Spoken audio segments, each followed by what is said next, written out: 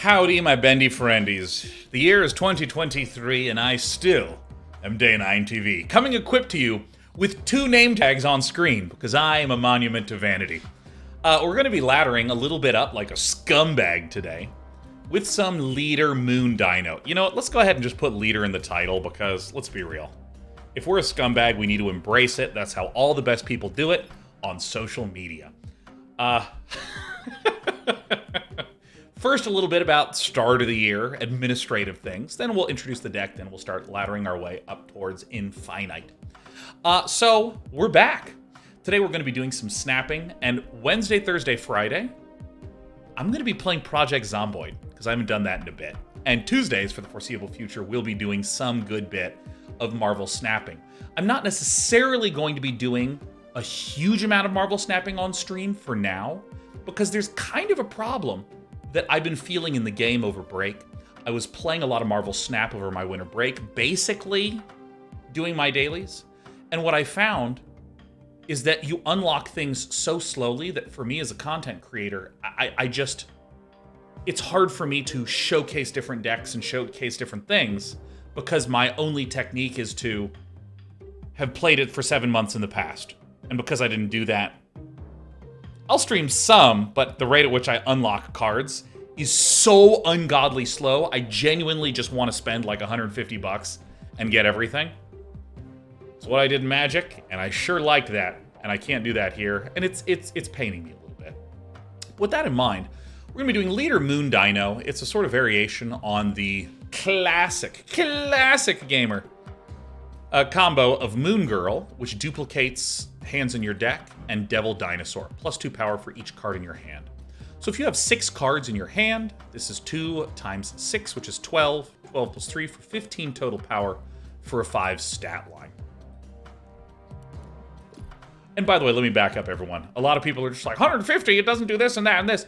But again, to contextualize, in the other games that I have played, if you spent 150 or 200 bucks, you would just get all the content, and then the cosmetic stuff was on top of that. And I'm saying I'm willing to do that with frequency. But anyways, Devil Dinosaur is just a huge amount of stats. It's very easy to just lock up a lane alone with that, as long as you have enough cards in hand. So we have things like Agent 13 to put a card in the hand. We have Sentinel to put a card in the hand.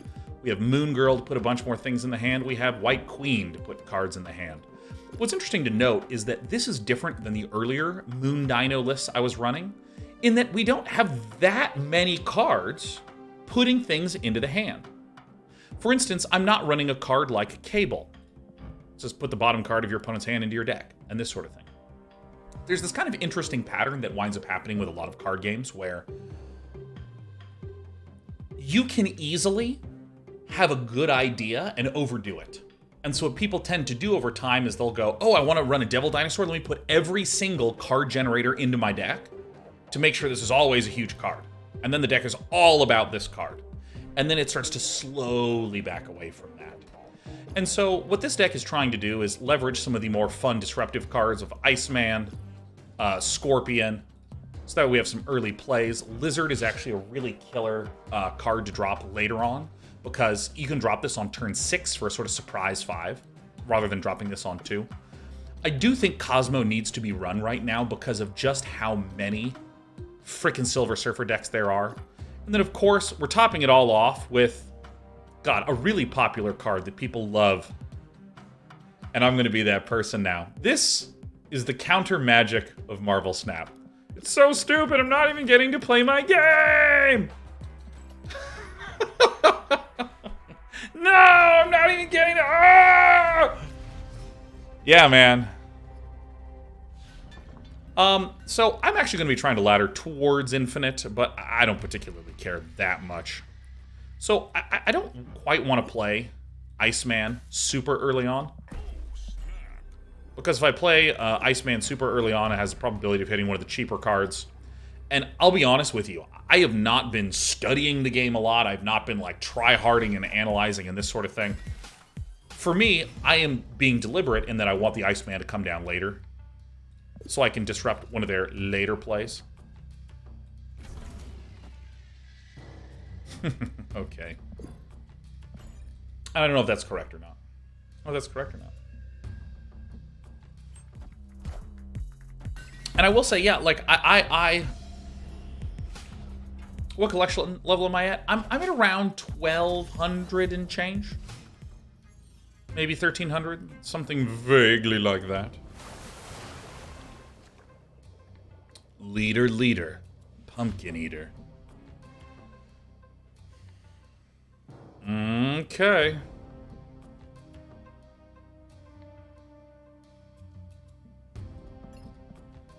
I mean, I think we all want me to do it. I think we all want me to play this here. I think putting a sentinel here is fine. You know what? It's our first game of the day and I snapped on turn 1. Like, I sincerely do not give a fuck.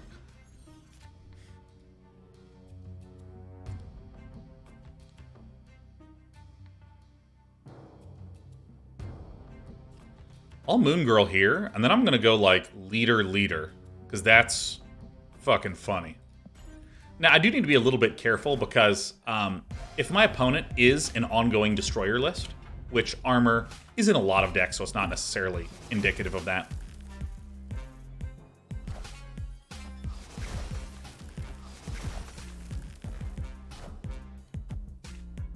Yay.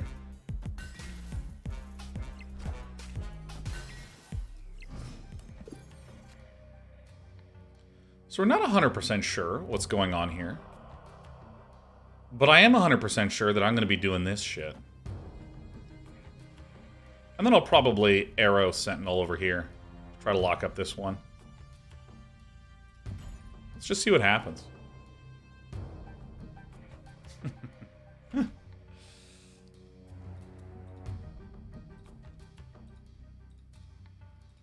Alright. Oh, I didn't do this. Sorry, everyone. I'm the worst. This content creator doesn't know how to make content. Now he took a damn break. So with Ongoing Destroyer, I'm really comfortable with the Ongoing Destroyer list. And with Ongoing Destroyer, if you play Leader, or if your opponent plays Leader and you play a Destroyer, it will like summon a Destroyer and like clear your whole board.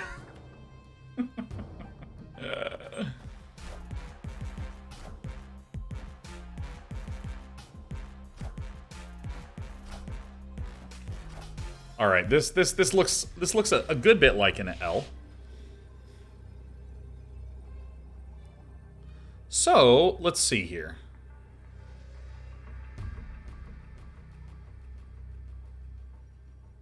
So what could they be moongirling?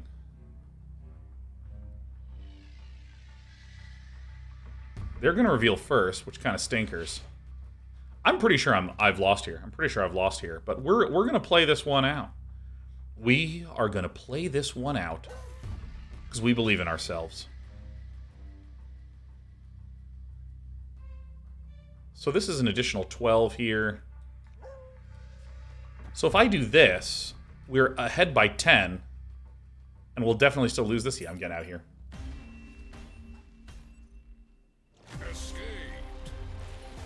It was certainly a lot of fun to Iceman in mid, just to hurt someone, but, you know, I think we'll only wind up hurting ourselves.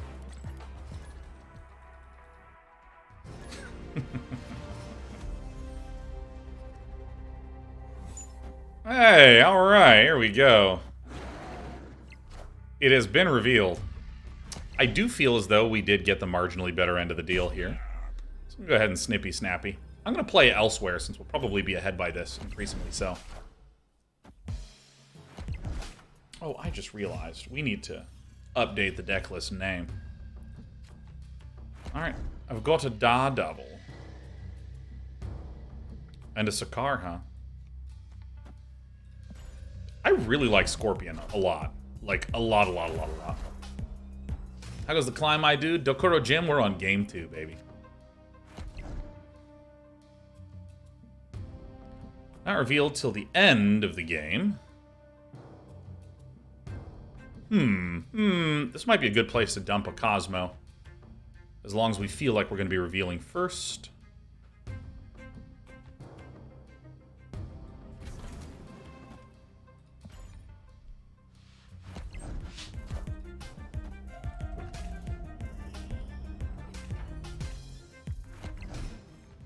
Alright. Well, that's not good. Or it's great. Oh my god, I could have wiped all of theirs. So let's see. I need to put this one here.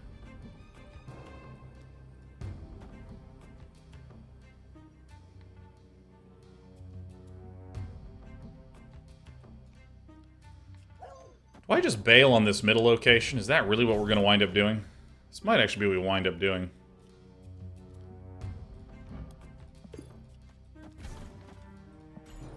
We bail on it. But dude, Devil Dinosaur still has 11 power with 4 cards in the hand. This card's like so good.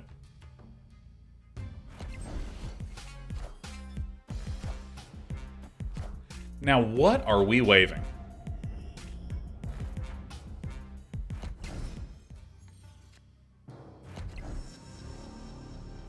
Alright, let's see what Villain's up to. What is this? Why would you play that?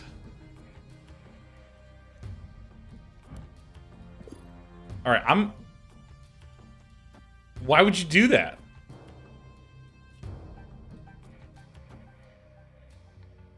Is this a bot? It feels like a bot. Let me tell you.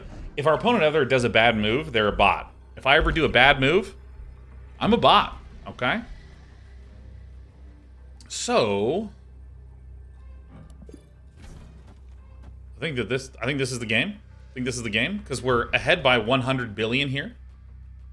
And in terms of how this functions, I believe that this will drop down to 7 once the turn begins. So if they try to kill it with a Shang-Chi, it won't work. And then after the Shang-Chi doesn't work, I mean, this is just the worst bot that has ever existed, and I'm here for it, man.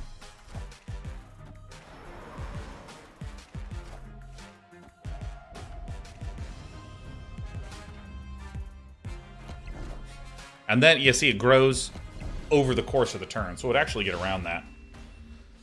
The path to infinite is littered with bots, and I'm ready to gobble them all up. Give me the rewards. Ship it. Yeah, that's the good stuff right there. So I tend to just not upgrade, and I just do that stuff in bulk. Give me the gold. Because we have quite a bit of laddering to do. Johnny Tyler says there's a lot going on in the UI. Are we winning? Well, you know, this is a bit of the issue with playing on PC. This is the actual UI. And the actual UI is pretty good. The actual UI is pretty good. But this is built for mobile. Look at all this negative space. And as you know me, I hate negativity. So what we do is we zoom in on the battlefield, show our deck above us, and then jam the cubes and the names and Marvel Snap all on the screen, man.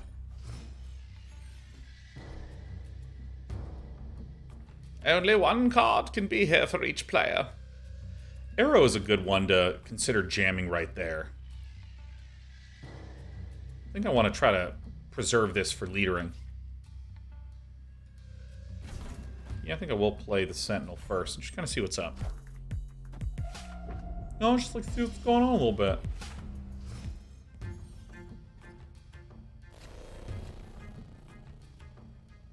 Oh shit! I think I'm snapping here because all of you are absolutely well aware that I have no fear and never have, and won't, and it's difficult to. 1000 Sunny Go, happy 14-month anniversary. Mute. Dude, watch this. This is gonna be killer. Oh, getting the 2 energy. Oh my goodness.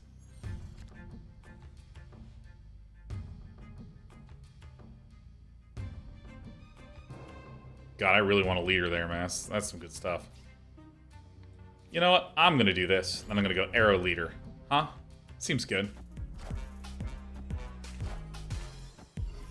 Villain can only play 1 per turn. So watch this. We're gonna arrow here.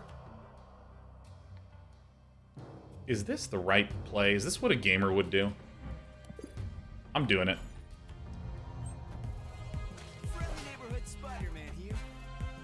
All right, this is another kind of turn 5 play on the Space Throne. Ooh. All right, so we've definitely won this. And in the danger room, They're only able to play one card per turn because of Electro. So it's really difficult for me to imagine a way in which they win, but I didn't think very hard either. Give me the 2 cubes.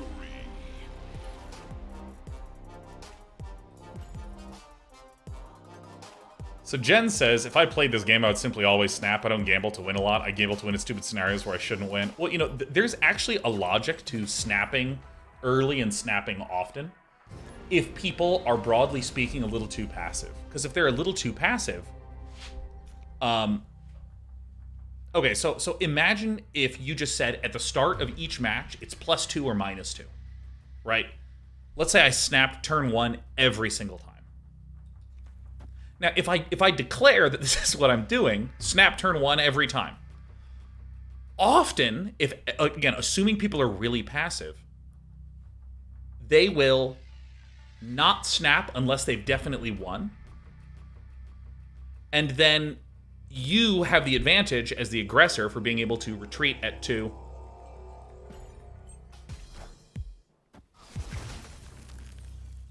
And know that they won't bluff, they won't try to do value plays, they'll only do it when they're very, very, very certain that they've won. I think I actually want to stack up on Stark Tower with all my babies. So for instance, like, I snap really early like this, because I like this curve. So, like, again, imagine for a moment if you snap at the start of every game and your opponent never snaps. If you're a good player, you should be winning more than you're losing. So the net effect of this is that it generally just doubles the rate of growth. And that's about it. So I'm actually going to ignore Hala, because I think it's more important to stack up on Stark Tower, because I'm obviously going to White Queen here. So again, if you think that you are better on average than your opponents, you just want the stakes to be as high as possible. Also, if you're not a coward, you want to snap all the time. And I think you know I have no fear, except in like a lot of situations. Like when I watch horror movies or like with roller coasters or on airplanes, I have like mostly fear there.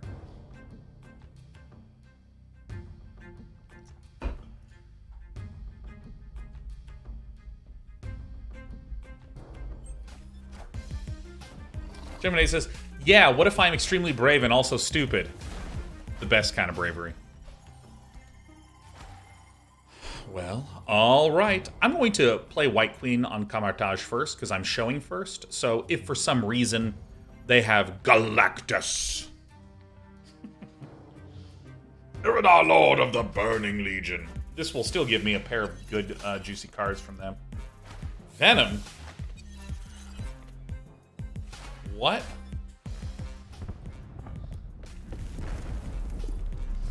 Looks like someone's deck just fucking sucks. I don't really know how else to put it, but this genuinely looks like a bad deck. But that's good, because I like playing against bots.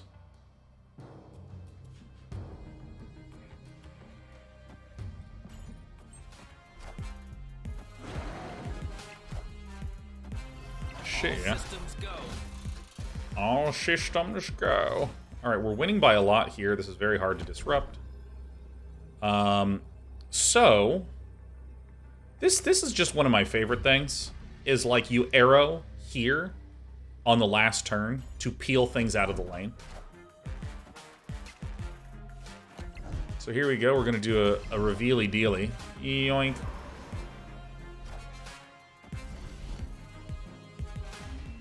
Feels good, doesn't it? Feels good, doesn't it? I think Arrow is just really versatile. And broadly speaking, even though I have mostly climbed using Ongoing Destroyer, like last season I think I got to like 85, and I was basically just doing my dailies. And snapping on turn 2, like generally. And Ongoing Destroyer is a deck that's trying to really ramp into a powerful turn 6 play. But for me, I like decks that do a spike on turn 5 in some way, and then do disruptive elements on turn 6, or do sort of lockdown elements on turn 6.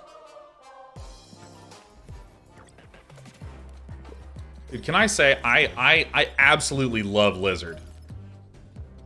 I love this card. And let's just zoom in on it, right? Like there's like White Queen that like has some feeling to it. You know what I mean? That has some feeling. Black Widow, Devil Dinosaur, Agent 13, right? There's a little flavor here. It's both, it's generic, like Devil Dinosaur is not like Howard, the cruelest dinosaur of all, right? Like it's not a super specifically named thing, but this is like specific enough that there's an identity there. Not lizard. Lizard is just like a word that young children learn and then become obsessed with lizards. Like, and Lizard, like, I don't know anything about the character of Lizard. I don't remember what comic this is from. So as far as I can tell, this guy is literally just on a large stick somewhere cooking in the sun with a white lab coat on. This is amazing. Oh, is this the Spider-Man Lizard? I thought he had a cooler name than that. Lizard! No, because in the Spider-Man movies, they showed a giant lizard, and then they had everyone just sort of describe in a circumspect fashion, there's some sort of monster down there covered in scales, right? But they didn't be like, my god, there's a monster down there. It's Lizard. No one fucking says that, man. And that's why I love this guy. He's strong until anybody shows up. Like, the whole theme to this guy is just bizarre. Oh, I love it so much. All right. Proper noun Lizard. Tuesday Twitch says, hope you had a wonderful break, Day 9. My break was all right. It was... My break was all right. Dream Dimension means that I'm going to need to play a little bit more focused on to-the-ground stuff. I'm going to need to build up, because turn 5 is often where I'll do a Devil Dinosaur, or some sort of arrow, or some sort of big play.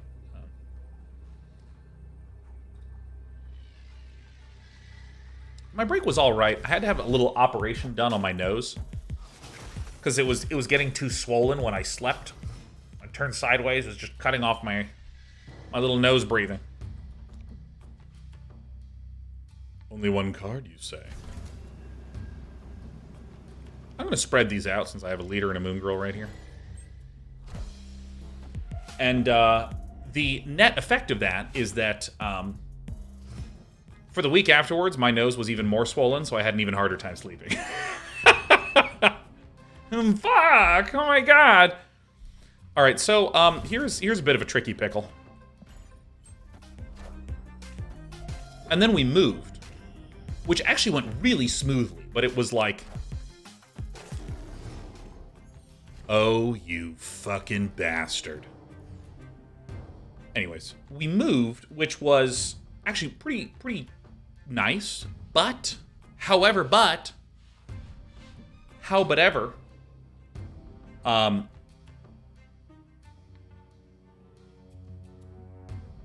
it wasn't eating, drinking, and playing video games all day like I really wanted.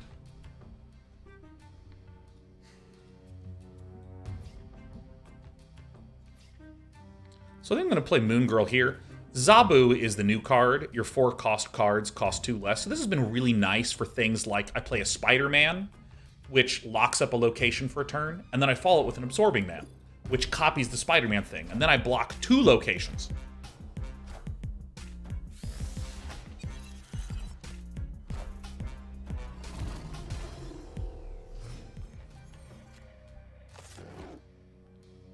All right.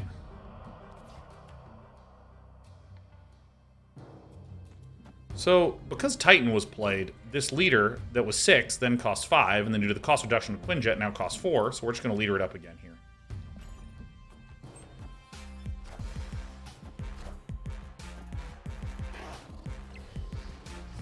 Incredibly sick. So, if they play here... I actually think this is the play. Because if they play here and win this, then we're on to tie breaks.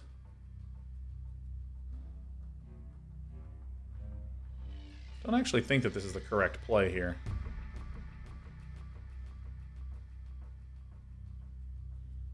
I think this actually is correct, if I count this correctly, right? Because we're ahead by 2 and ahead by 1, so even though we can't duplicate this one... Yeah, then if they do a leader, then we'll win on the tie breaks in a funny way. As it turns out, when you're this good, you just can't stop scooping cubes. Do you understand me? Everyone's playing leader. Everyone's like, oh, leader got nerfed? Wait, do I have leader? My god, this card seems busted. Give me this thing. Give me that, give me that, give me that. And do I... Bonk. Bonk.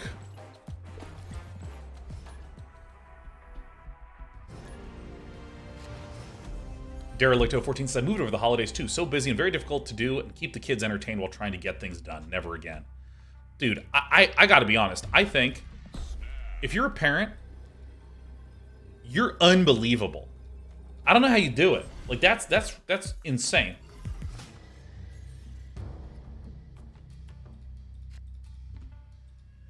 Cards that are babies can't be played here. That's fine. I'll play my babies to the left.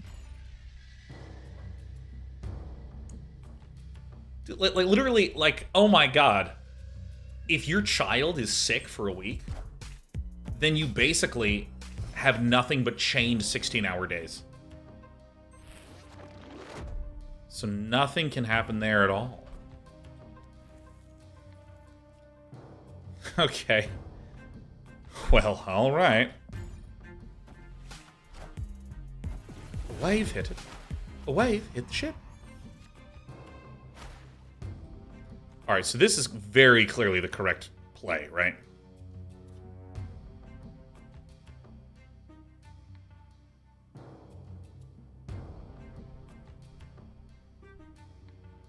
This is probably a Galactus, actually. I'm gonna bet that it's a Galactus.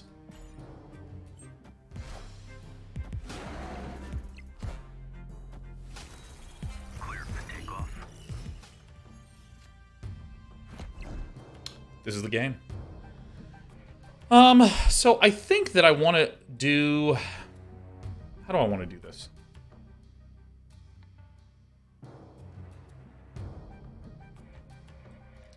I mean, everything has to be played here, huh?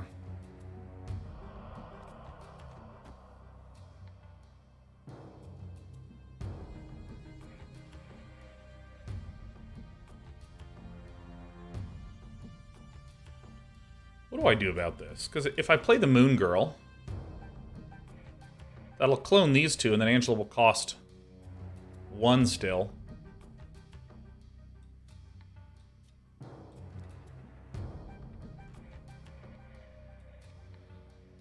I think I'm actually just going to play White Queen and figure out what the heck's going on here.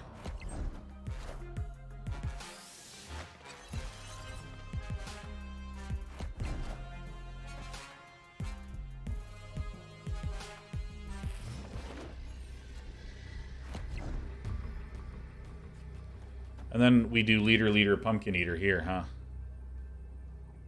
Well, if there's a Shang-Chi in the middle, we'd lose that.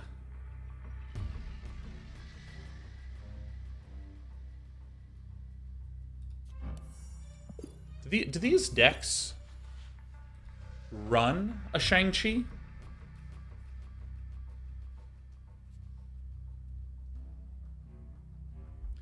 I mean, I think that this is... If they literally go Shang-Chi, move this, we lose. If they move this, this drops down to 7, so we'd win here. Okay, so I'll be real with you. This is like my first time playing Leader today, because I like just unlocked it. And as I've been saying, we're playing Ongoing Destroyer, and playing Destroyer on turn 6, and just going and blowing everything up. Oh, it feels so good. All right, read it correctly.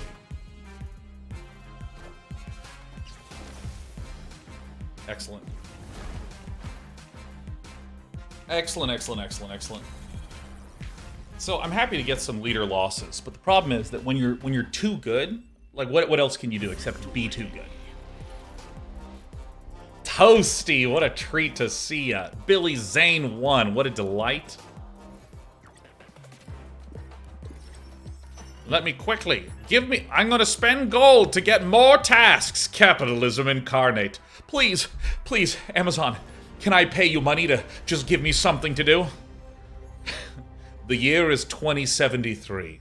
I've just paid Amazon $100 for the privilege to work for them, and they kindly have offered me 8% cash back.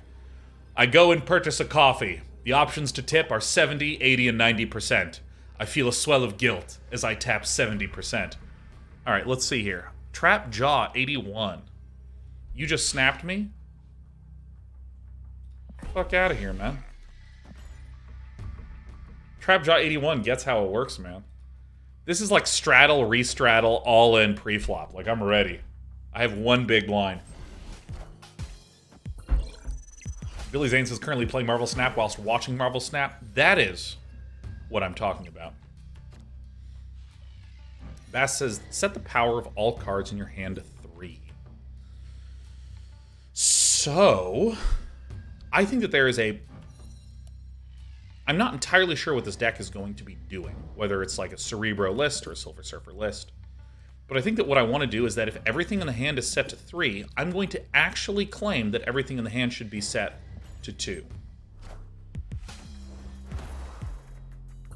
Ethan says, oh no, I'm going to the US in about 2 weeks, and I totally forgot about tipping culture. Okay, here's tipping culture. If you go to a restaurant, you should tip 15 to 20%, and under no other circumstance at all ever should you fucking tip. Do you have any questions? Do we understand? Well, this is a terrible outcome.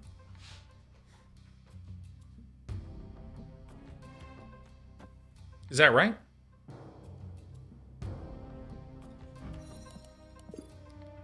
I hate to say it, but I think that Ice Manning here is actually necessary. Uber? Yeah, so, like, I personally don't believe that you should tip an Uber. I think that Uber should pay their drivers correctly. So I'm gonna get a +3 gain here. Pretty sick here, huh?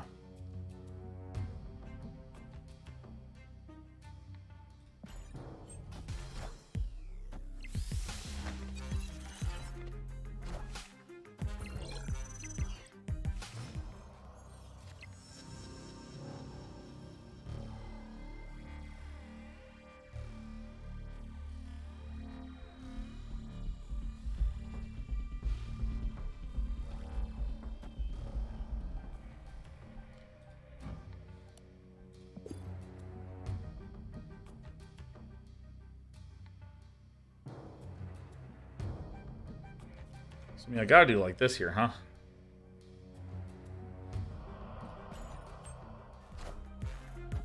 Look at this thing.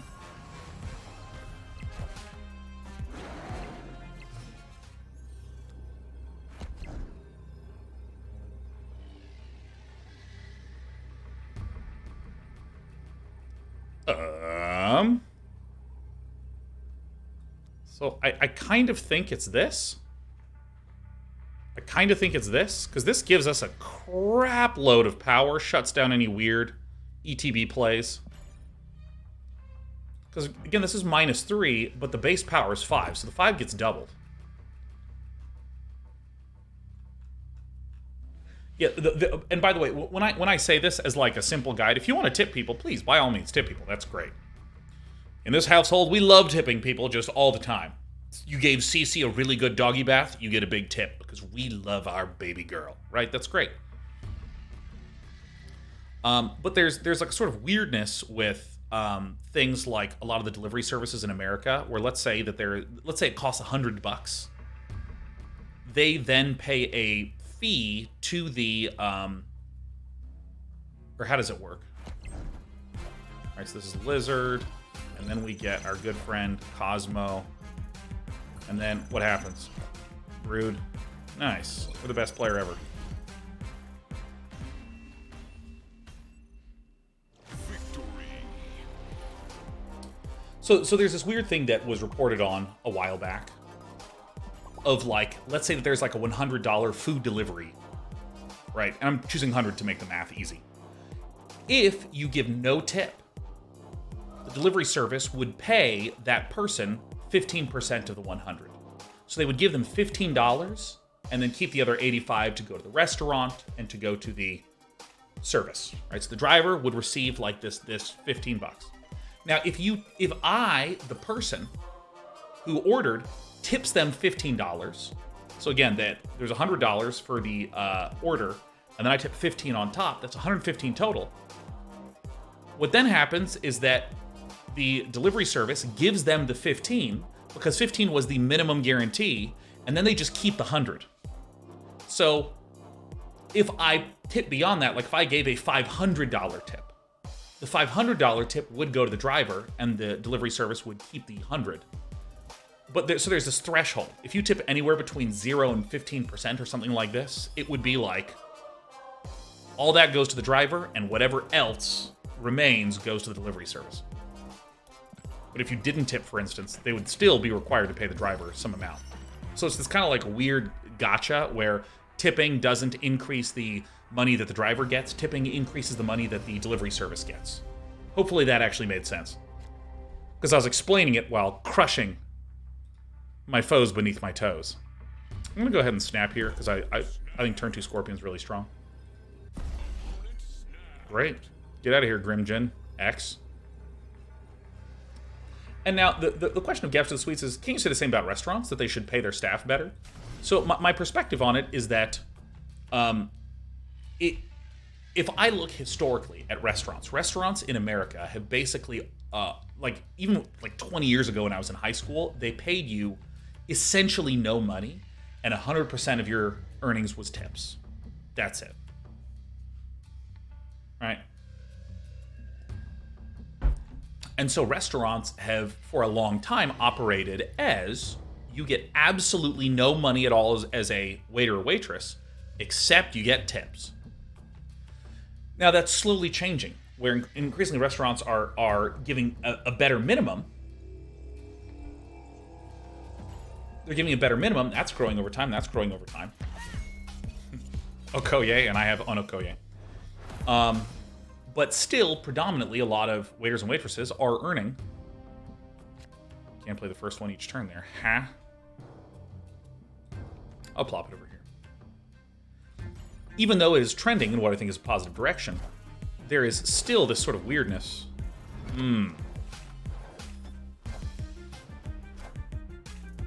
Oh my god, Claw is really good. Alright, I'm going to play Rescue here.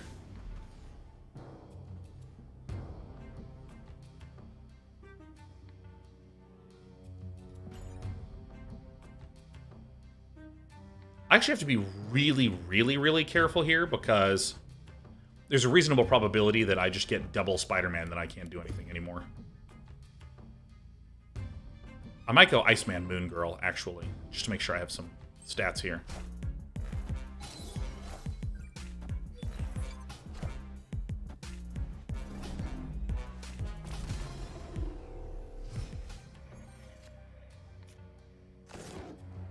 Or Iceman Sentinel, even.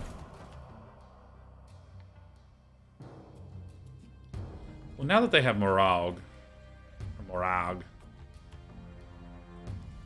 maybe this is actually the better play?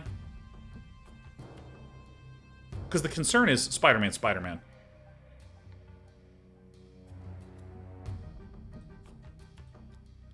Yeah, maybe I should actually just, like, play a larger card.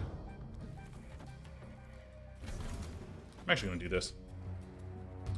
So again, I was talking about that like growing baseline plus the tip on top. All right, this is actually terrific.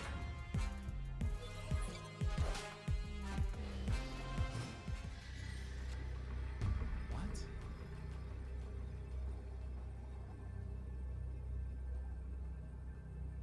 So leader should lock this up. Now, the flip side thing that's happening, nice, is that there are a lot of services in America that pay people a reasonable wage, and they're suddenly like, hey, you can tip us as well. And then as the tips are growing, they're decreasing the payment towards their employees. And I really don't like this trend. I don't like this calculus that has to happen where, like, I'm, like, figuring out, like, oh, okay, so this place is suggesting that I tip them 20% because I bought a lamp. Well,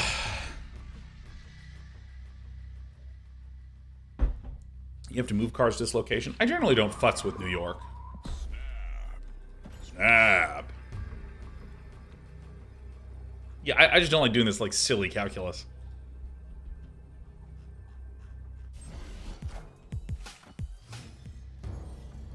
Holy shit, it's me. Oops. Cards here have -1 power. Alright. I'm over here now. Take that, Apple Cat. Hoot hoot leader. I know, I'm just an absolute scumbag. That Day 9, he's a scoundrel.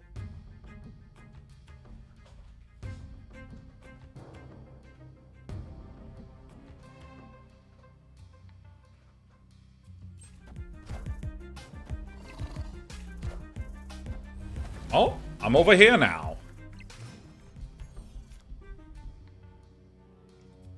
Alright, I think I'm gonna send Moon Girl out of this moon world. I would snap again if I could. I'd snap again if I could. Oh, my camera's busted. Alright, turning it off, turning it on again. I really need to get this cable replaced on my camera. Ba-da-dum. Ba-da-dum. Uh-oh.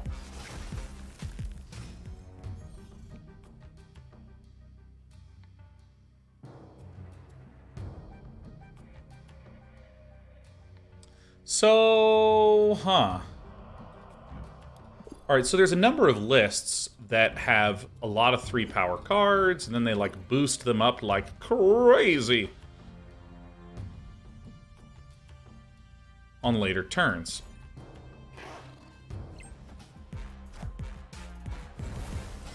And Sarah is a common activator to do exactly that.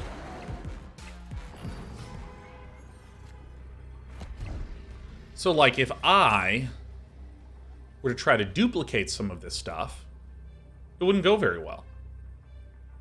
So part of me actually thinks that the best play is just to plop this guy here.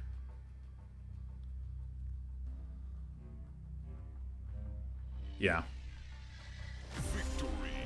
So, a lot of the really popular decks that I've been running into over winter break have been things like the... I'm not going to upgrade anything yet. Give me this. Give me this. Have been things like throwing down Cerebro, and Cerebro, like, gives bonus power to all the highest power cards that you have. What's the other one that copies it? It's Mystique, yeah.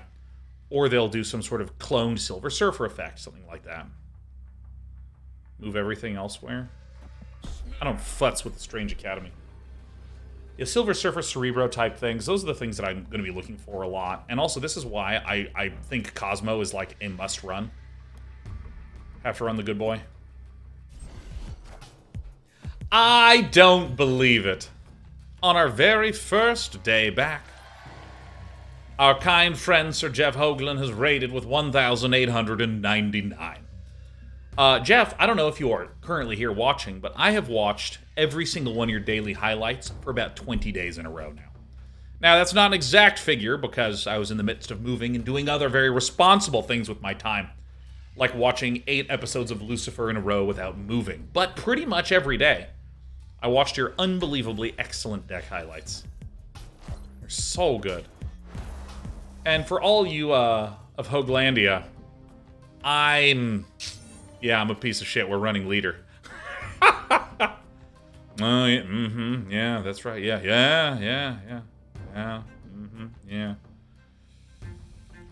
So I want to Rhino something because I'm angry with the world. I shall eliminate Xandar.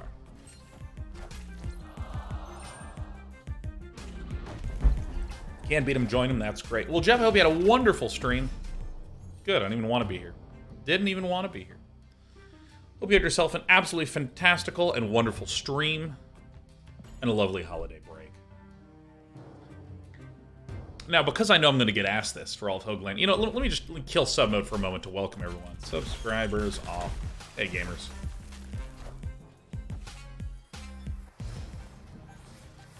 Did they hit my Dino? They did not.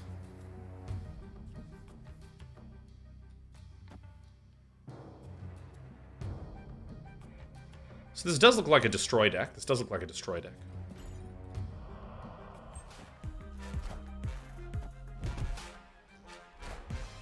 Dude, I legit have no clue what Swigster's doing. This is certainly some funny business.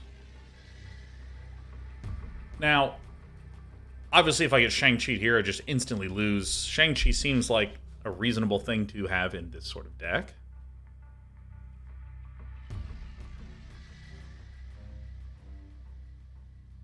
So we lose on tie breaks.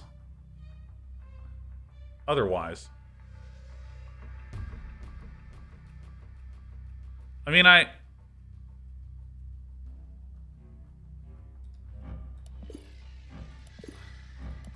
not exactly sure what deck this is that we're up against. I'm literally going to go for, like, the most simple play, I think, and run this. If I run leader here, this is a way to tie this. So I don't want to tie this because we'd lose on tie breaks. So I'm just going to literally play Devil Dinosaur here.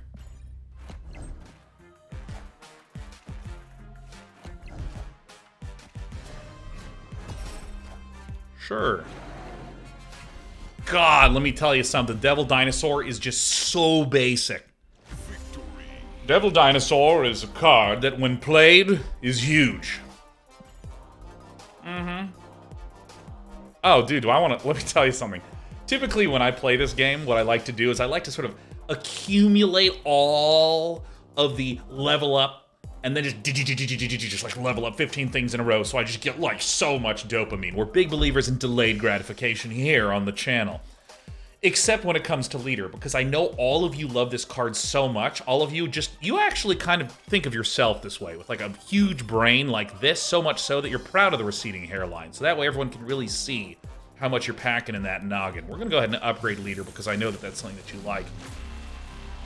Leader, great, epic quality, there it is. And we got, oh my god, 200 gold? Oh my god, it feels so good. Can I upgrade this again? Oh, I don't have enough leader balls. Alright, well, let's go ahead and queue up again. You take that monster off my screen? Oh, sorry. Yeah, let me go ahead and just take care of that for you. Why did he dunk on himself so hard? Yeah, I'll snap right now. Ba-pow! Both players draw from their opponent's deck. This is the game. Well, I'm gonna do this, because then we're gonna just own the miniaturized lab, and then when I leader, let me tell you something, I'm absolutely gonna pumpkin eater this gamer. But for all of Hoaglandia that are curious and are wondering, I did want to explicitly state that I do think that the monetization... Let me rephrase that. I think the progression is a little bit too slow. I'll say it again, I think the progression in this game is too slow.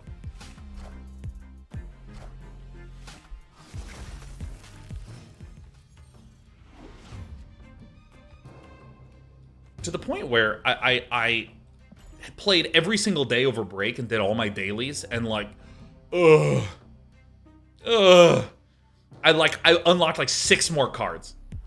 Now, I want to delineate between progression and... I shall do this.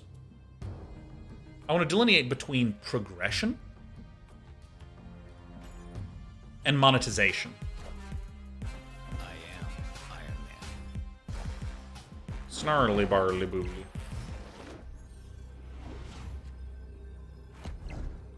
So, if they do Spectrum, we'll get a boost here and a boost here. This is a win. So this looks similar to the ongoing Destroyer list. We already have leader, so they can't have drawn our leader. We have Spectrum, so they can't have drawn that Spectrum. Alright, got a little wiggly, wackily, wormy arms. I feel punished. Yeah, I'm actually kind of going to revisit some of the stuff that I was talking about right before I went on winter break at the end of last year, which is... Ooh, I can't wait to get more of these. This is my favorite card. I sort of had this sensation of I don't know what to think about the progression system, because so rarely does a mobile game try to make it so that I should play and enjoy the game. Most mobile games I've seen are just like, hey, we have blue. Do you want green? Be $500. Pay us another $500, you can get dark green, right? It's like just the shittiest system. And of course, they're like performing psychological warfare against all their users to find the 20 that will spend $100,000 on all the colors of the rainbow. It's so stupid, right? So I think Marvel Snap is an amazing game. I love Marvel Snap. And the fact that they said, no, you literally can't pay money to unlock stuff, you gotta play. I was initially like, this is great. And as I was playing it, I was having this really positive sensation. Wow, I'm getting a unique set of cards in a unique order, but it's structured into Pool 1, Pool 2, Pool 3, which allows me to know that the complexity between me and my opponent's decks is not too crazy divergent. And I was really enjoying it. And then I hit right around 1,000. I hit 1,000, and I just, dudes, give me my cards. I want my cards. Hold on, I need to roll. I'm gonna roll this, and I'm gonna roll this. And I need to click this, and then hit next, and then I'm gonna go back here, and I'm gonna reconnect to the game.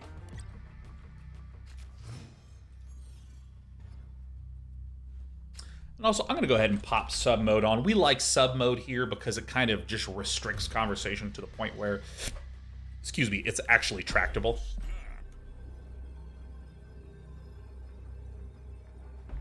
Morty Puffin says, feels like Snap is aimed squarely at Season Pass buyers. See, I buy the Season Pass. I like the Season Pass. It's way too slow for me. And what the net effect of this is, because I like to try to at least attempt to be concrete as opposed to just purely feelies based.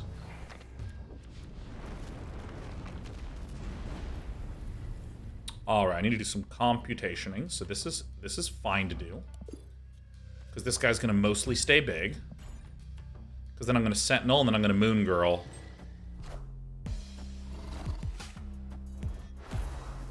What a jerk.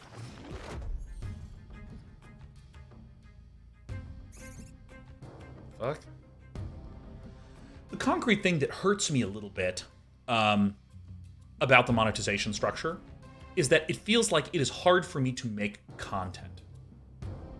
It's hard for me to make content. And I want to make content. I want to like show different brews and do different things. I want to have fun again. My lizard.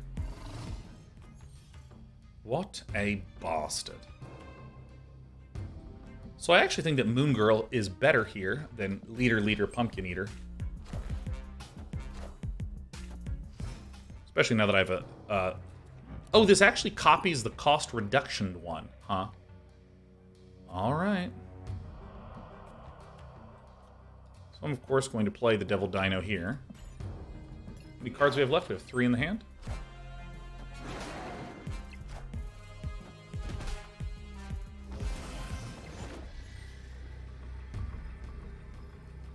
So this will have 16 total, because this will drop to 12. Like, I think that I just do this, right?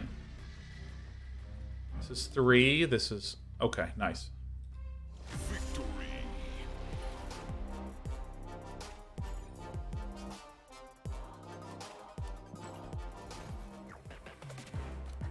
Alright.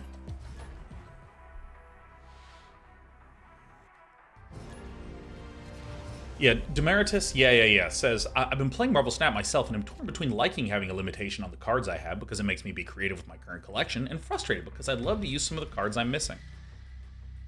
Only 1 card here for each player. Snapping. By the way, do you see how I snap on turn 1 and 2 and 3 a lot? If I'm the better player, I want to get those cubes in the middle of the ring. If I have leader, I want to get those cubes in the middle of the ring. There's a ring in this game, by the way. Oh shit, I could literally clear my whole board. Hell yeah. Alright, I'm gonna go ahead and Scorpion. G. Quinlan says I only play Agatha Harkness now, the randomness has broken me. Let me tell you, Agatha Harkness is amazing if... Oh. Oh my, I want to do this right here, huh? Why not? Fuck it. Oh my. Because this allows me to start getting ahead in this area.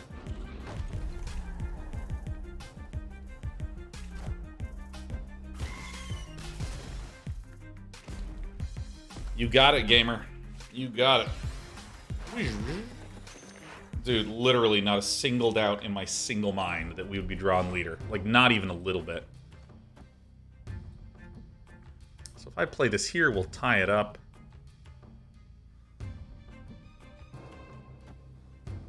I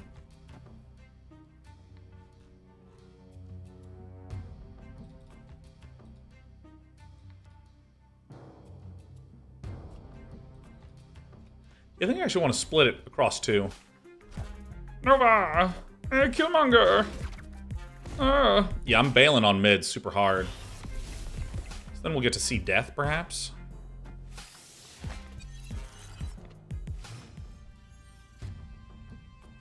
Oh.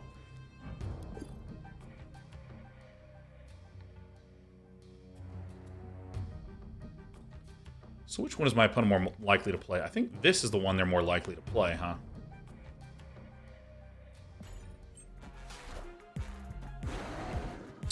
All right. A wave hit it? A wave hit the ship. Yeah, all right. So this is the game. So this locks it up. This is why people hate leader, because the status of turn 5 so often determines the outcome on turn 6. So here we're winning this by a lot. On this, you evaluate what happens when leader's here. So this is 6-3. So whatever they play, it's even stat-wise. So then it just depends on what sort of enter the battlefield effects come alongside that.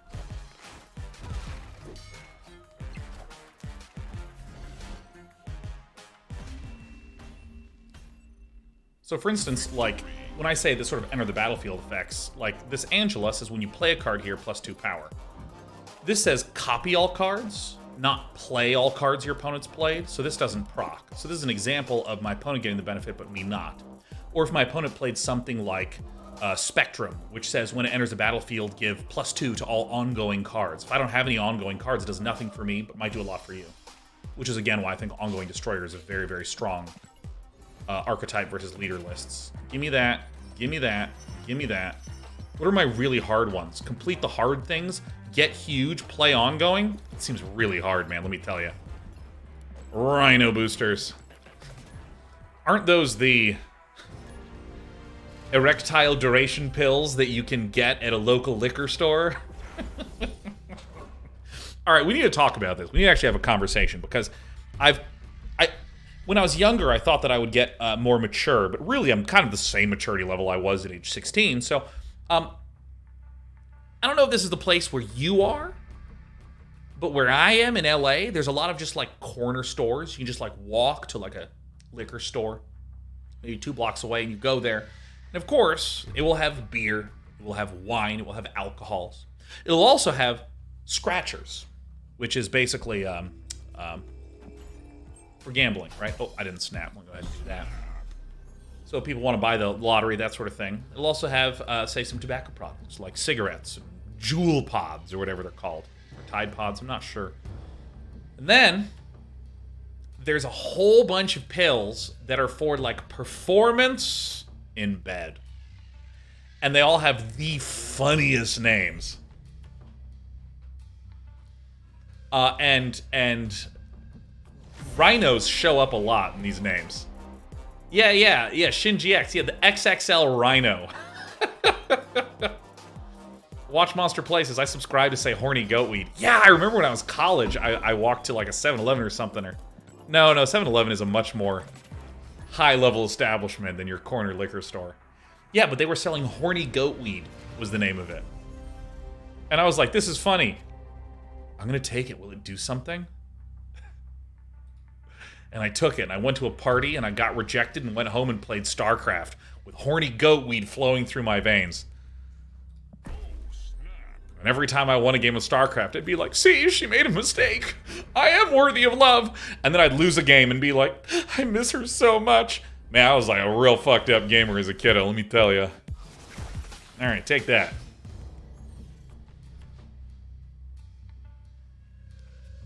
Nezen27 says sex pills and hot sauce are absolutely out of pocket with the names. Oh my god, I know. Dude, if you have no cards here, get more energy. That's fine, that's fine. You can all tell that I'm sleeping well, so I have plenty of energy to go around.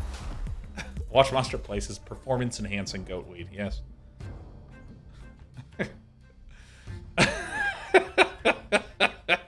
New Gamer Erectile Supplements. The supplement that makes sure you can last long in bed and also has 12,000% vitamin B12, so you can pick up the controller and rock in Call of Duty. Like, I mean, why is it that every gamer thing, someone's like, oh my god, I have an idea. We're gonna make a gamer product. We're gonna just create duct tape, but it has caffeine in it. It'll be gamer duct tape. That's what it means to do gamer stuff. You just put in caffeine to something that just doesn't need caffeine. These are potato chips, and they're dusted with caffeine. Why? Why do we have that? Right, Nillian says RGB included. Yeah!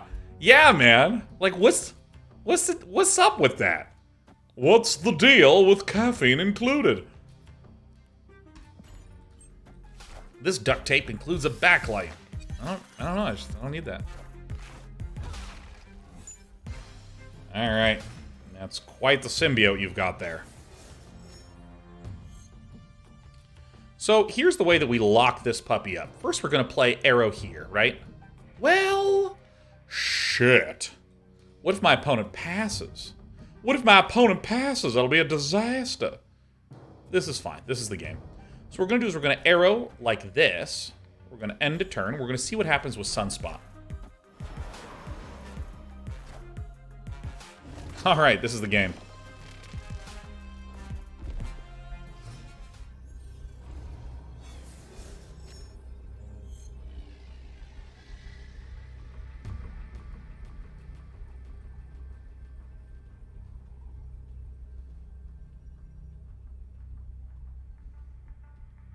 I think we're losing.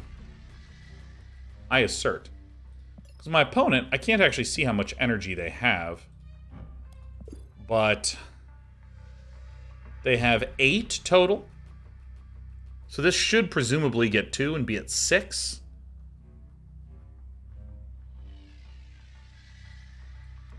So if I play this here... So my opponent passes, this will get big, but if they play a 6-mana card, which I think that they will, we'll win in all the locations. Because this will gain 2 energy. This gives me 3.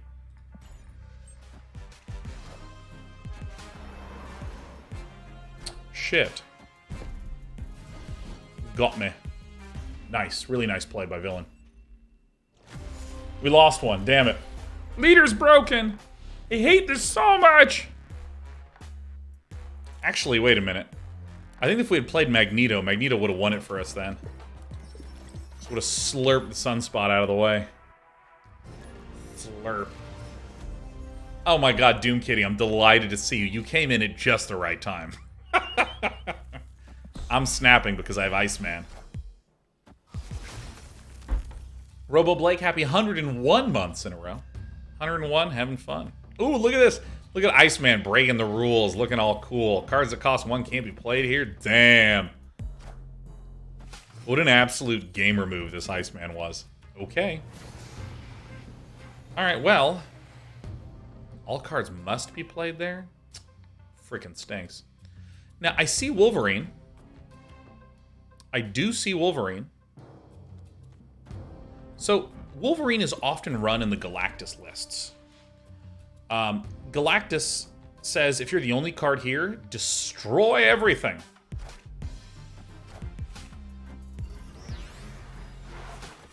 And then leave only this lane. Oh, on turn 5, all cards must be played there, huh?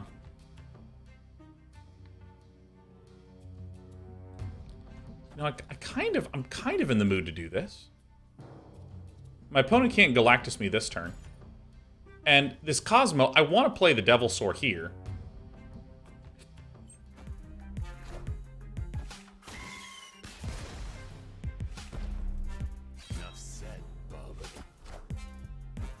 Alright, it didn't work.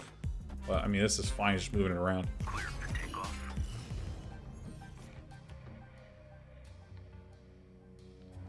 Alright. I mean, this is not a particularly killer Devil Dinosaur. I think it's fine. We'll just yoink everything out of the way. Yondu. Sabertooth. Squirrel Girl. Snarly Warly Woo.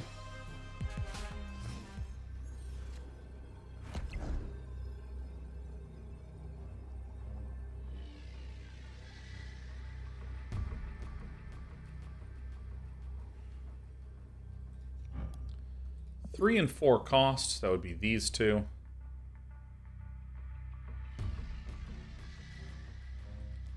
So if I do like this...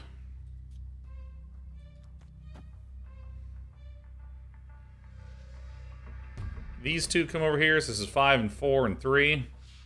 Should add up to 12, which is the same as Magneto.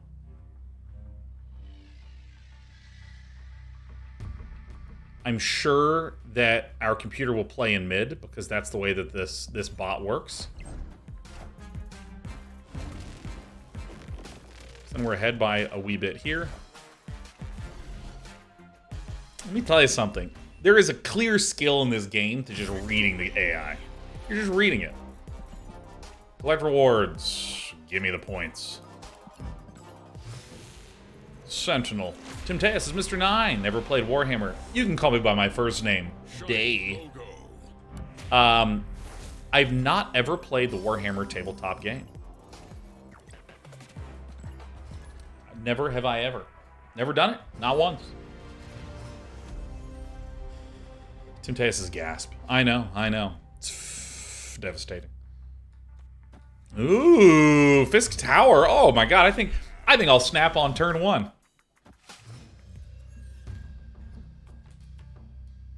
Cards that aren't big can't be played here.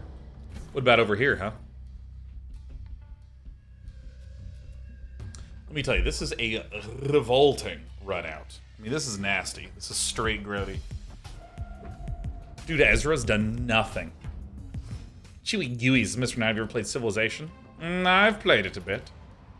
Oh, let me tell you something. Fuck Vibranium. I don't want that garbage in my deck.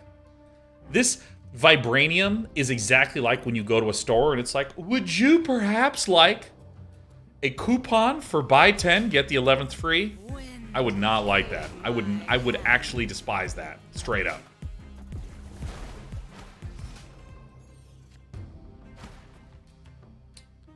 So, what? Why aren't you letting me play there, huh? Alright, well, I mean, I'm just going to play Arrow here, because there is a probability that this is a Galactus deck, and this will just neuter the Galactus right away.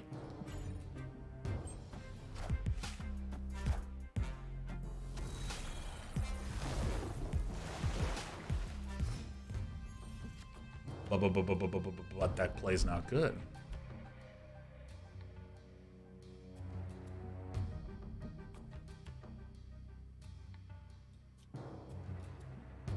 Oh, cards that cost 4, 5, 6 can't be played here. Oh.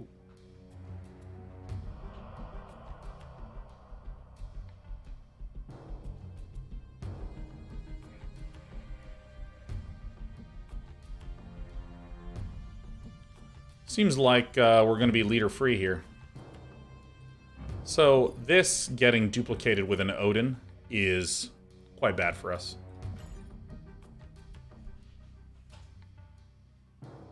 So I think I want a Cosmo like right now.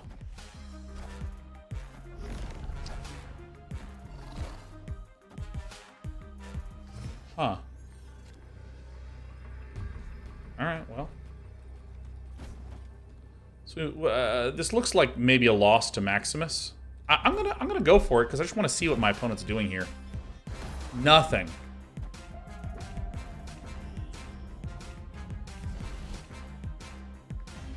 Let me tell you something. The path to infinite is littered with AI. Give me your cubes. On to 59. Oh yes. Getting my 59 on. Oops, I have to click this, then I have to click this, and then I do that, and then I do that, and then I click here, and I get this one, I get that one, and then I close this, and I click on this, and then I go here, and I get that, and I click this, and I get that, and then I come back here, and then I can play. Stone Cold turn 6 pass, yeah. Like, over break, I was like trying to push the boundary of how bad a bot could play, where I'd play like 2 cards and just like pass the rest of the time, and the bot was like unbelievable. Like, you think that it's hard to program an AI to like play hard on StarCraft 2 or something like that. It is way harder to come up with a bot that can lose some of these fucking games that I put it through over break. Like, that should win like some sort of like Nobel in computing, if there is such a thing.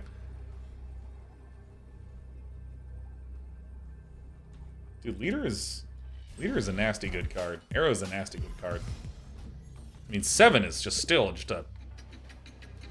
like a robust amount of statitudes. So that's after turn 5, so I probably will have to leader on 5 there.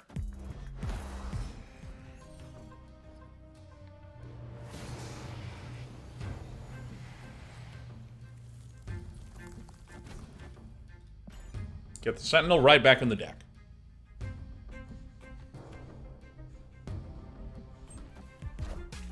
Pack Monster says, I get bots like 1 out of every 20 matches. How does Day9 get so many bots? Well, here's the thing, Pack Monster.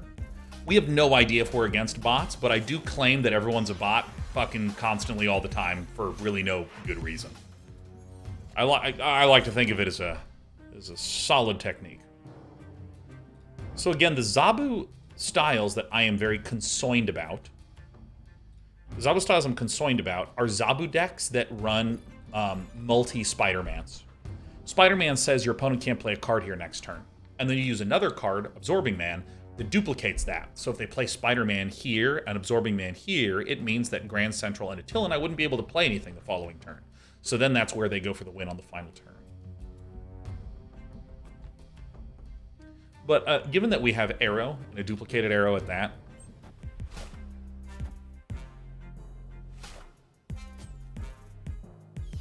Jubilee. Omega Red. Air Mega Red.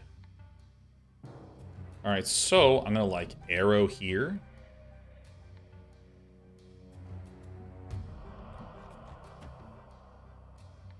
Like Lizard, I'm gonna Agent.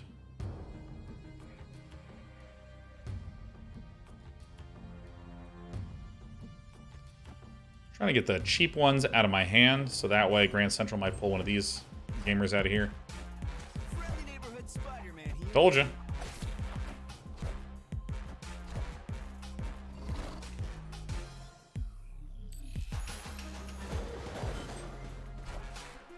White Queen will show us that villain has... Oh, that's fucking really bad news.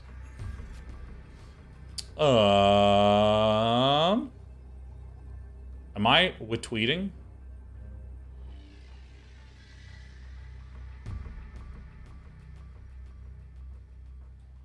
Play this puppy here. We need to get a differential of like a badillion. All right, getting out of here.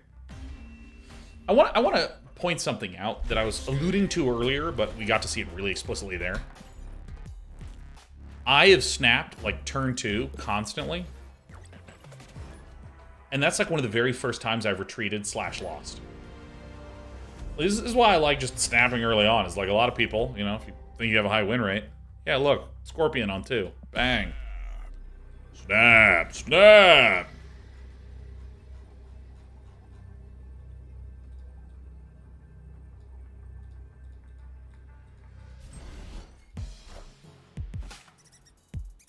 All right, we got squirrels. Yakking them up. I want my snapback. Ebony Maw. Alright, so... Villain is more than likely some kind of... Tier 1 Swarm Kazaa kind of deck gamer guy. Yeah. I don't necessarily think we beat that.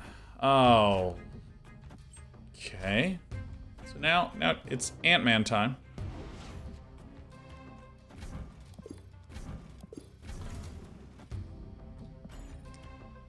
I mean, this is...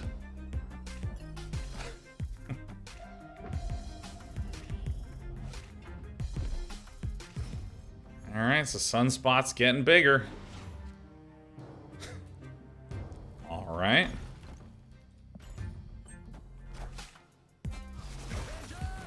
Assemble. Oh, villain gets a Sentinel. Fuck yeah. Angela, Sentinel. Dude, this... I don't think we're really doing very good right here, let me be honest with you. Oh, man. Okay, but I'm not backing down. I'm not backing down. I plausibly should, but I'm not going to do that shit at all. Not going to do that, because I don't even know if they have Khazar in the hand. They're drawn from my deck. Sunspot, Nightcrawler, Ant-Man, Squirrel Girl. All those were, you know, had to have been in their starting hand. So I think they can only have my stuff. Oh, whoops, I need to end the turn. I know the glitch, the air quotes glitch, which is that if you click snap and misclick and then end the turn, you can feel like you screwed up your chance to snap. So what they did is they made it so if you snap, there's a little bit of a delay, and then you have to click this.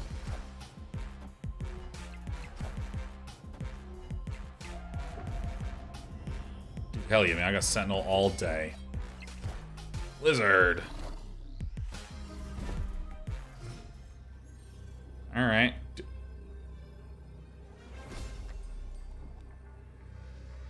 Huh.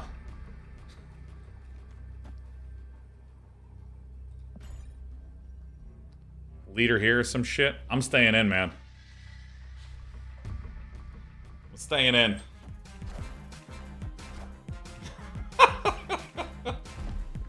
It's only fair. It's only fair to lose the leader. It's only fair. Alright, that's fine. Take the cubes away from me. It's only fair.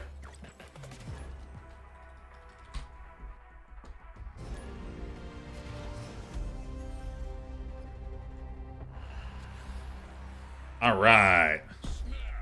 Snap. Good old Death's Domain, man. Let me tell you something. I love running Professor X onto this puppy. I mean, you know, I actually think that there should be a button that's called antisocial.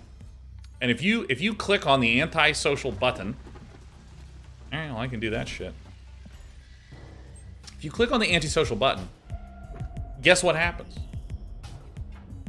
Oh yeah, no one can talk to you. That's what I'm talking about.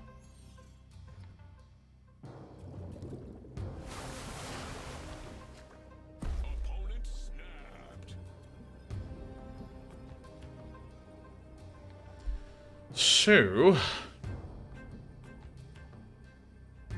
there's no mute button. No, I mean like globally. Like I open up the game and I hit like just global mute, and then like no one talks to me anymore.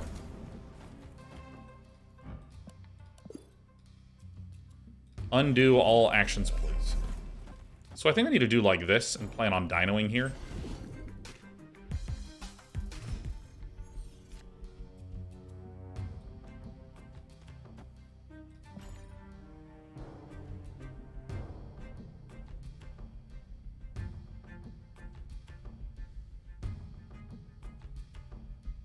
Yeah, because, like, I don't want to talk to my teammates. I don't want to talk to the opponents. I just want to play a game.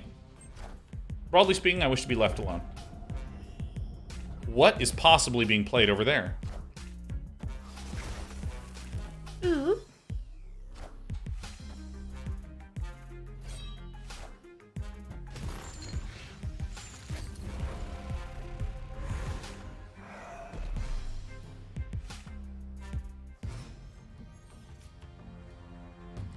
So here is how I'm going to do this.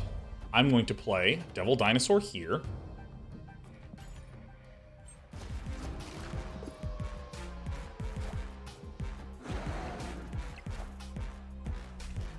Okay. We are literally fucking kidding me here.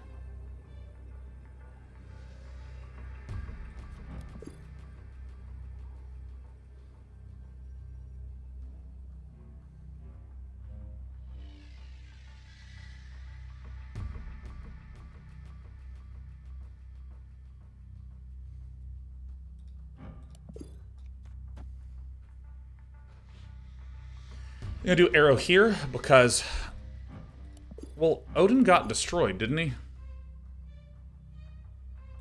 Pretty sure this is the correct thing to do. I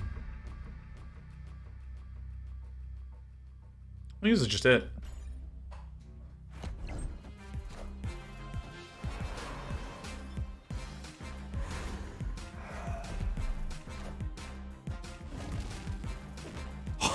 Iceman locking it down, baby. Iceman locking this shit down. Iceman, he's cold as ice. All right, yeah, no, you think leader is annoying, but I think arrow is actually maybe like the #1. Oh, I guess I lost. Kind of card that exists in this game. All right, we have leader Moon Dino kicking in. Beware the Iceman. The Iceman cometh.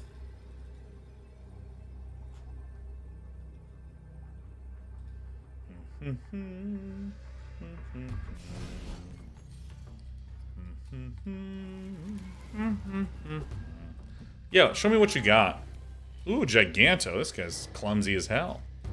So, my loose play is going to be arrow turn 5 on the left.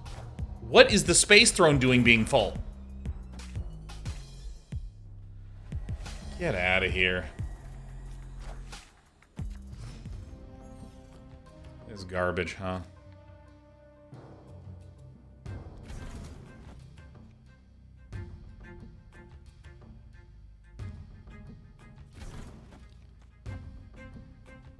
I think we get this shit out of the way, huh?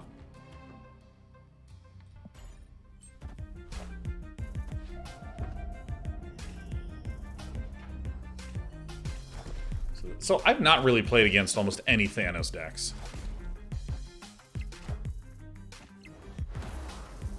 What a turd.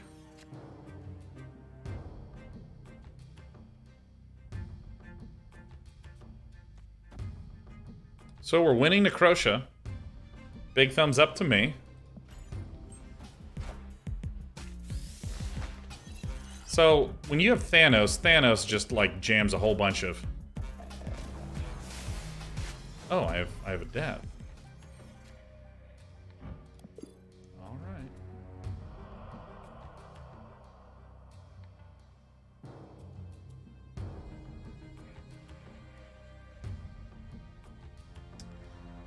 Now this is actually a little bit tricky because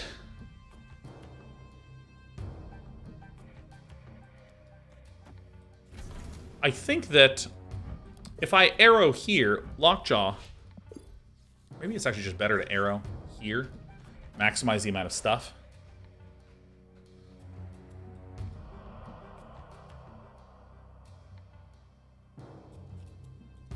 Yeah, I think this is right. Because if they didn't play here, I want them to play here and clog this up.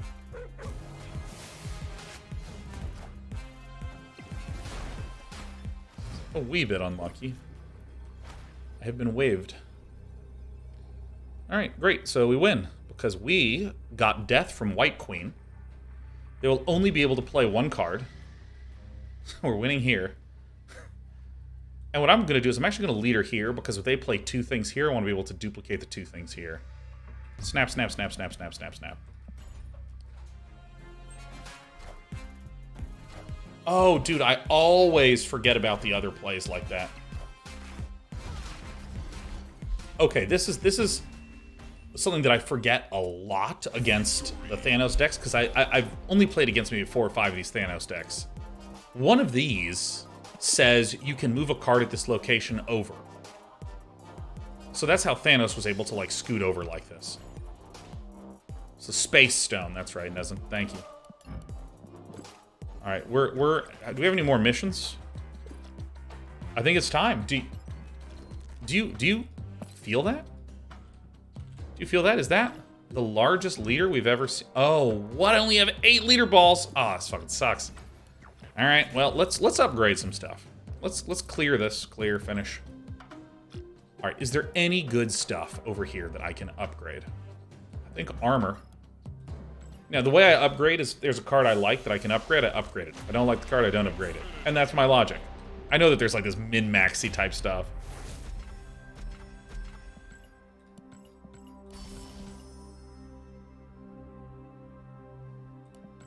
I'm so happy. Dude, getting collector's tokens is like the worst feeling that has ever happened in any game. Anywhere, ever, under any circumstance. Feels so bad. It's like, you get 100 collector's tokens! Fuck, congratulations! Okay. Oh my goodness. Get out of here with that. I mean, Collector's Tokens has the same feel as watching a commercial at 3 in the morning that says, hey, good news, we have a limited time offer on this. And it's just, it's like a blender that also has a built-in calendar. And I'm like, who the fuck wants that? It's like, order now. This only lasts for the next hour. Let's see. Professor X is probably my favorite card in this game. You're getting yoked up. The frame break. Animated. Gamora boosters. Do I want to upgrade Professor X again and get infinite? With the rainbow background? You bet your booty I do. Animated frame. Oh, dude, that's so cool. I have the boss. God, I'm being so insulted right now. Can I upgrade you again to infinity? Yes! Infinite. Uh-oh, here we go. Bing, bong, bang. All right. Now, let's get some collector's tokens. Whoa! Oh my god, it's a playable card. Whoa, holy shit! Oh my god. Drinks are on me. I had a great week. All right, 1, 3, 3, 4.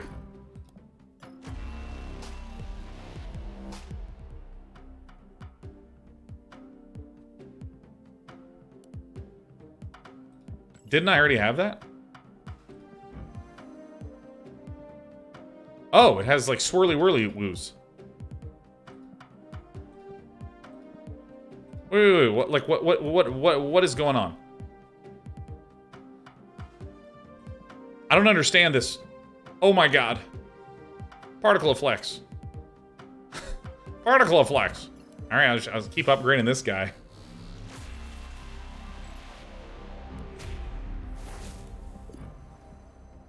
This game is starting to feel a little bit too much like my inventory in a JRPG. You know, and I have like 999 ethers and 999 ether plus and 999 high ethers.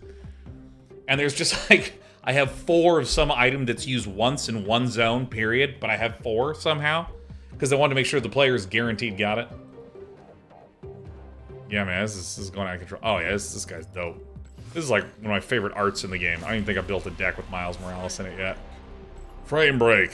Animated particles. Alright, so I need to upgrade something common. I mean, why not upgrade? No, I don't need that many forehead gamers in here. Dagger. Here we go. Hey everyone, I'm excited to say that we're at 1337. Congratulations, we've done it. Alright, time to keep running this jerk deck. So I will use right now as an example of some of the issues that I take from a content creation standpoint. Some of the issues that I take with the progression system in the game. There's nothing for me to do. I cannot make a new deck. I cannot, like, unlock more stuff. I have no real ability to. And I suppose I could spend like a few $1,000s or something like that, like spend 22 bucks a day or whatever the max you can spend is. Snap! Frame break.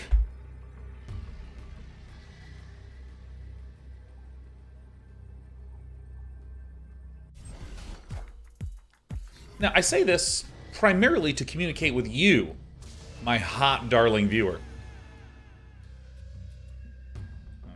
Over here. I want to communicate to you about this because I've just been getting asked. Even when I was like on break, people were just like, "Hey, Dino, hey, Merry Christmas. What do you think about the Snap monetization?" You sound like that, by the way. Yeah, I think I may as well.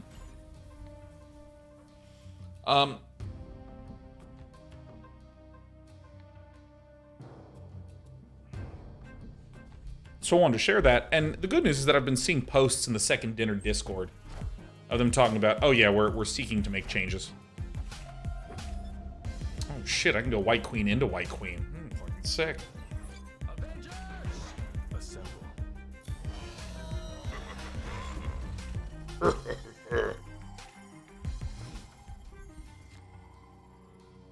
I don't think I actually want to Devil Dino.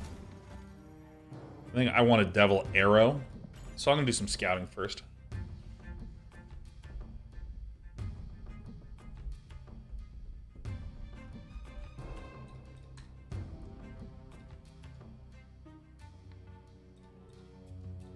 Corn on the Macabre says, oh no, Day9 is a leader player. That's right. Everyone, I'm really excited to announce that I'm running leader in conjunction with my brand new NFT Day9 collectible cards for $99 each.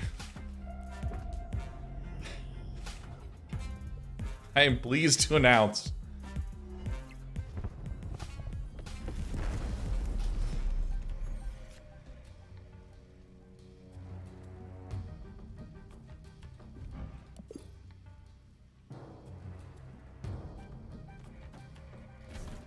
so I think I kind of need to do this in order to make sure that I have, because right now I'm ahead by 13 here. I'm ahead by, 15 here, right? And so what I want to do is I want to arrow in the middle to pull whatever disruptive elements Andy might play over this way.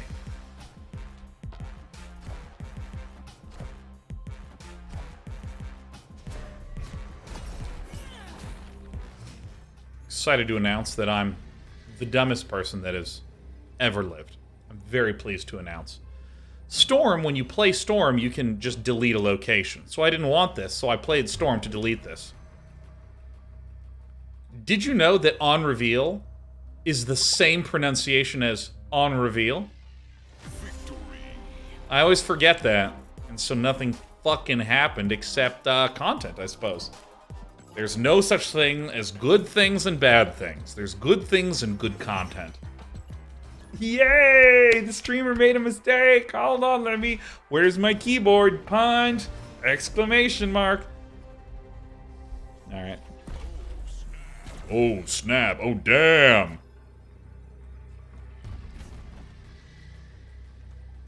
Okay, I should actually do this.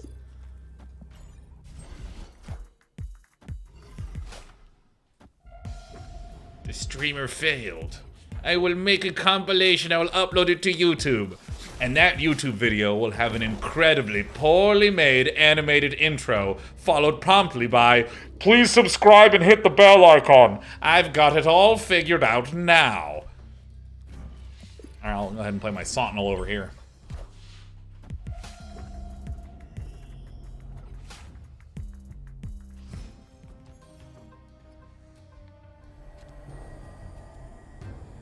Alright.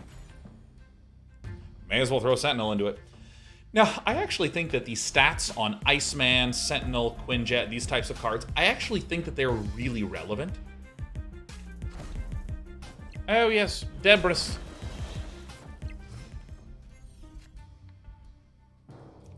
I think they're really relevant because basically these early guys give you some stats, and then the turn 5 and 6 play of Arrow and subsequently Leader allow you to kind of skew things.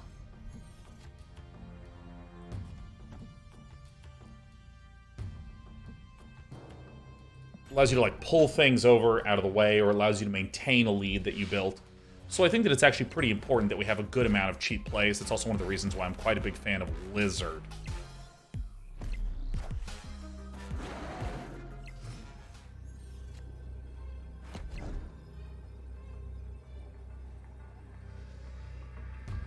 So if, for instance, I go like Devil,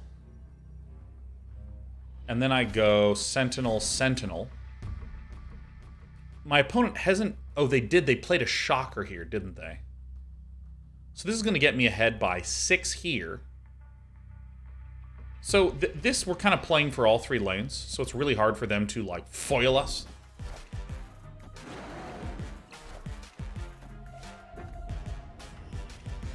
But they can only fit 1 thing here. They can only fit 2 more things here. So this should be able to beat Ultron as well. Onslaught. Oh yeah. What is this Series 1 card doing here? What is it? What is it even doing here? In the name of the moon, I upgrade you. Can I upgrade anything good?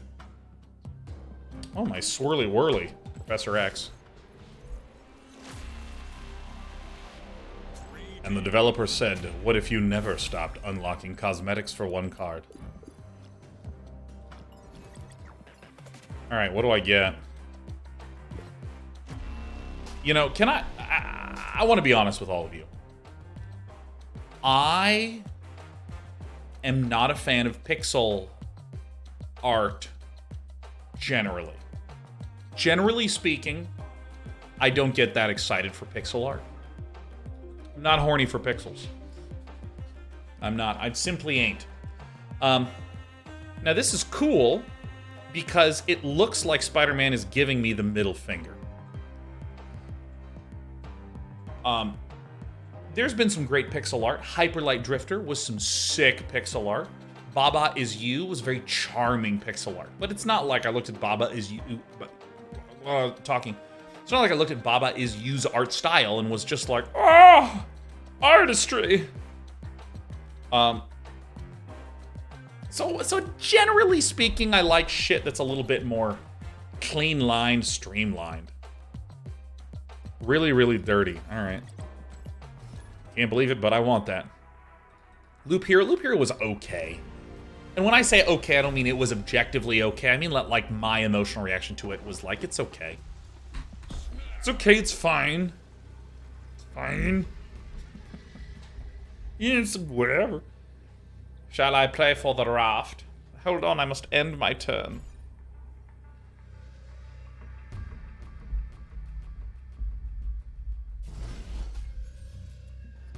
This turn too.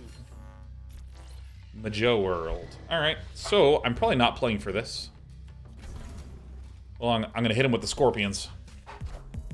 Alright, so Jimmy hasn't played anything, which means Jimmy is either a bot or a ramper or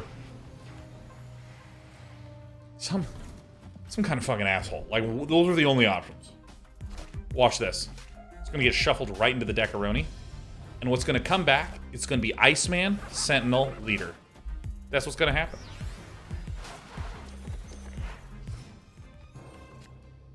I did it.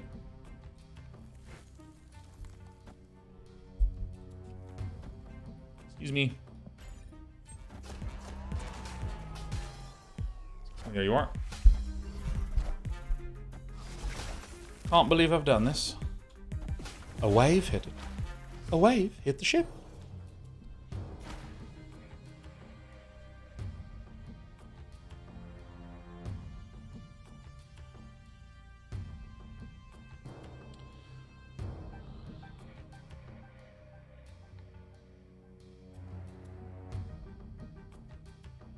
Damn. So this basically appears to be a Galactus list.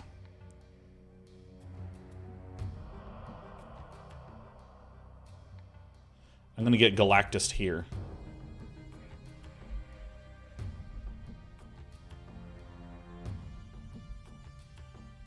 So 12 and 6, and then I'll have 7, 5, and 4. 7, 5, 4. I'm gonna do this for now. Galactus is gonna go to the right. I'm gonna drag it over. So then my opponent has Death. All right. All right, great. What? I thought it was Galactus. I thought it was Galactus. Hey, what are you doing?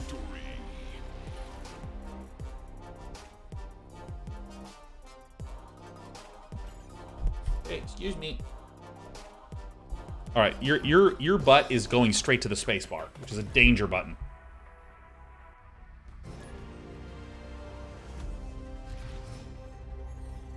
All right, we're against Bora Mountain. Turn 2 Scorpion, not a problem. Not a problem. Dude, look at the amount of thinking this guy does every single day. Oh, we're muting him. See, I just want to auto-mute everyone. I want to auto-mute everyone.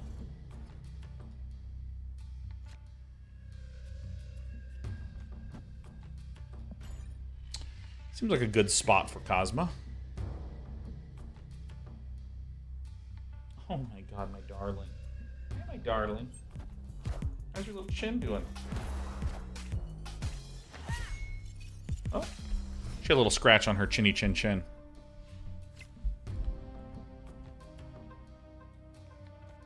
Okay, I'm gonna put Cosmo here because I'm pretty much gonna yoke up my entire hand. Bum ba bum ba bum ba ba ba bum. Come on. Come. Leader thinking the big important thoughts. Yeah, my little baby girl here. This is Despers. Her actual full name in the documentation is Desperado. She's most oftenly called on this channel Despy. She had a little scratch right here on her chin where I'm scritching. She had a little scratch right there. Not for me. I don't scratch when I scritch. Kia. Uh-oh. So we're definitely going to go with the moons. We're definitely going with the moons. Because I want to leave this space open. Because I'm definitely leadering them. This good boy is going to just clear things up. What a very good baby. Retsudo TV, welcome. Blakerson Airplane, welcome. Those are some great IDs. Dude, this cat is so happy in this new place. Alright,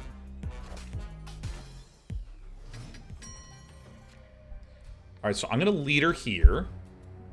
Because they're going to play something here or here. And I'm not exactly sure how this works, but this seems fine. Let's see what happens. Leader thinking the big important thoughts. This is me every time I play this game. And I, of course, have nothing on the mouse hand because I move that with my mind. Alright, I'm going to slip this out, and then this over, and this sits on top of the mic. So that's where you have nothing in the way of your tail, darling. Blakerson says, I had to sub. My dog's obsessed with Day9 and the cats. She won't leave the TV. What a good baby. Blakerson Airplane. Now that I'm in my 30s, questions that I really care about the answer to are things like, could you tell me about your dog? Could you tell me information about your dog? Like the name and comportment of your dog? Dude, Boba MT, Boba Mountain is like Dunzo. What? Sunspot.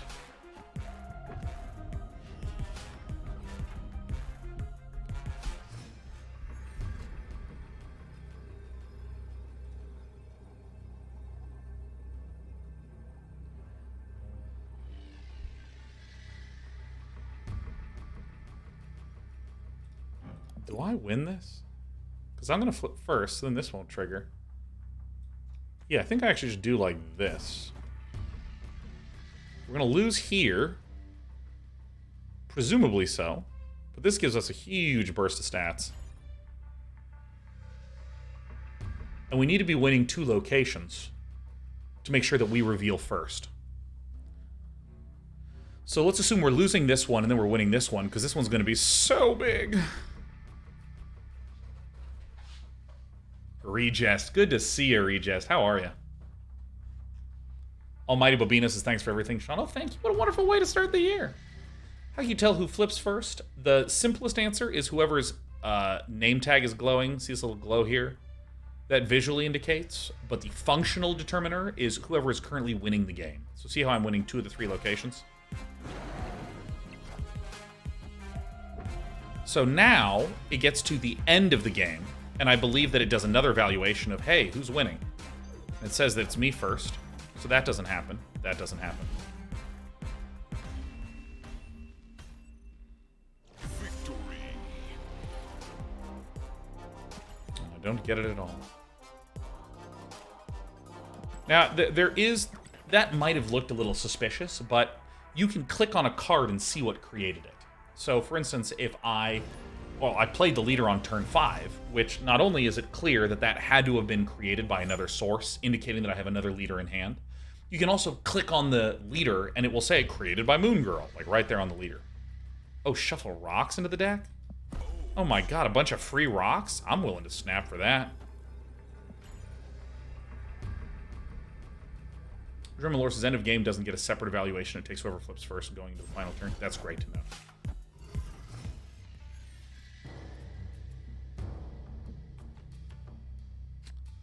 Can't believe I've done this. But yeah, Thomas KC says, is there a 30-second how this game works pitch for someone who knows nothing? Yeah, sure. So here is my mana. So on each turn, on turn N, I have N mana.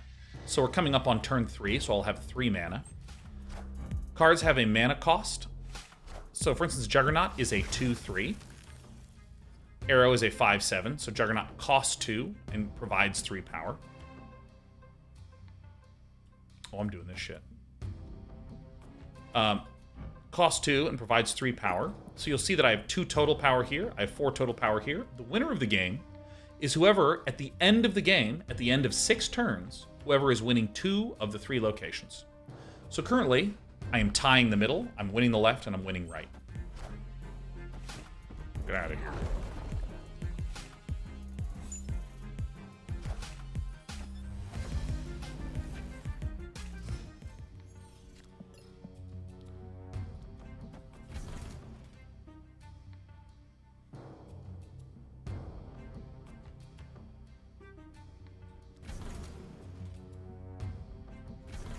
Yeah, this is fine.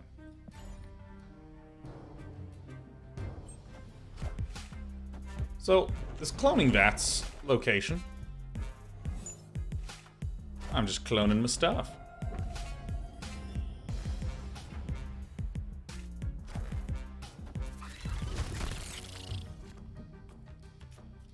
Because basically, I'm trying to win left and right here.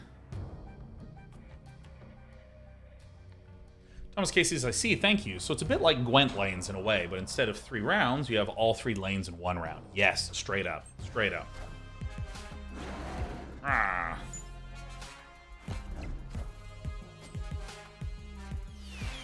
Jubilee brings out Wong.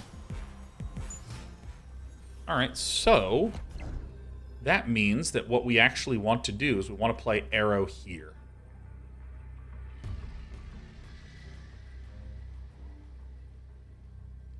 This means we will win here.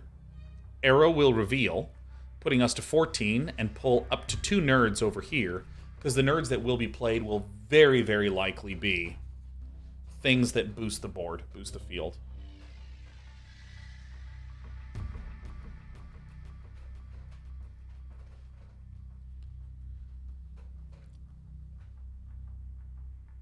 So for instance, Thomas KC, right here, I want to win left and right, and they have a potential cool combo. And Arrow pulls anything they play into Arrow's lane. So if they're trying to do some sort of combo that would require 2 cards living in the same lane together to function, we can neuter that.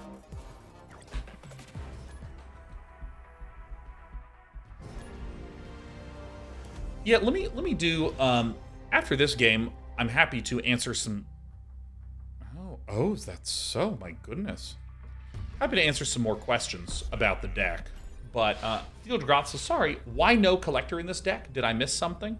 So, first of all, we're going to begin the new year with my usual, try not to ask questions here as a negation. Why not this? Why isn't that there? Could you not XYZ? You know, these kinds of questions. Because the fundamental problem with these style of questions, I'm actually not going to play Lizard here, because I want to actually have enough room for some of my more premium stuff.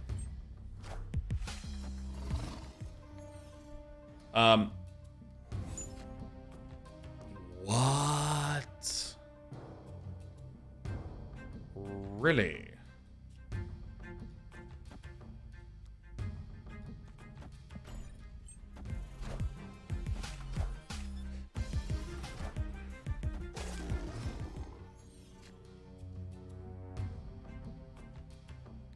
Alright, so I'm going to play Moon Girl here.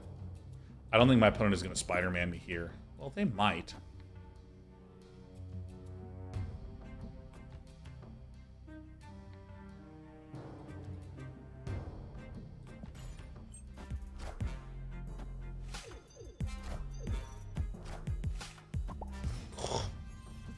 That stinkers.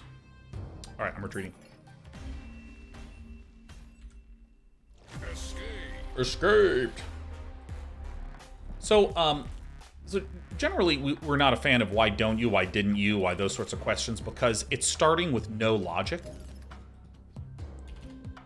And it's so much easier for us to have a conversation if you say, hey, Collector is commonly in Moon Dino decks. Is this a potential include? Or I have seen you run this with Collector. Did you choose to remove it? Notice that we're not stating it as a negation. We're providing some logic and stating it as a non-negation, stating it in like the affirmative. And so, you know, the spiel that we went on at the start of this was the following. This deck, the basic combo is Devil Dinosaur is big as long as you have cards in hand. So cards like Sentinel, that puts a Sentinel in hand. Things like Agent 13 that put a card in hand. Things like Moon Girl that put a lot of cards in hand. And lastly, White Queen puts a card in hand. These are all ways to put cards into your hand to maximize the probability that Devil Dinosaur is a 5/15. So that's the sort of basic gist of it. And there's something that happens a lot in card games where someone will introduce a deck idea, or maybe you'll sit down and you'll have your deck idea, and you will have the core of it, and it's easy to overdo it. So for instance, if we're talking about Magic the Gathering tribal decks, oh, there's those 3 really good humans that were printed. I'm going to make a humans deck, and then 100% of the cards have human as the tribal tag. And often, if the card game is well designed, it is better not to overfocus on the one idea, but rather to have that as like the core, and then there's other supporting elements. So first, let me talk about the idea of other supporting elements. Hey, Devil Dinosaur has a lot of stats and is really good, but it dies to Shang-Chi pretty easily. So I might run a card like Cosmo to prevent Shang-Chi from killing. Or I might run Arrow to pull Shang-Chi into another lane. These are cards that are protecting the core idea of the deck, but neither of these cards contributes to putting cards into my hand. And so with this deck, I like to look at this deck as, hey, let's not overdo the idea of putting cards in hand. Collector, when a card enters your hand from anywhere, +1 power. Great to play on turn 2, not very good to play later. A card like Lizard, it's solid to play kind of whenever. Sentinel, solid to play kind of whenever. These are slightly more versatile 2-drops. So if I run all the way back and I say, hey, there's sometimes collectors in these, or collector in lists like this, was there a thought process for not including it? Yeah, there was. There was a thought process. And the reasoning is, this has some focus on the Devil Dinosaur, Moon Girl, put cards in hand combo. And then there's a lot of utility cards that it's excellent. We got Leader, we got Arrow, we got White Queen that's also good for scouting, but also good utility. We have Lizard, we have Scorpion, we have Iceman. So like, almost half this deck is about disabling, disrupting, and frankly, helping guarantee more consistent small stats on the board.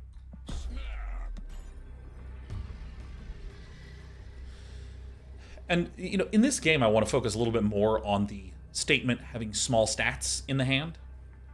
Imagine this Sentinel was a collector. Well, this is a 2/3 that will allow us to immediately play a 2/3.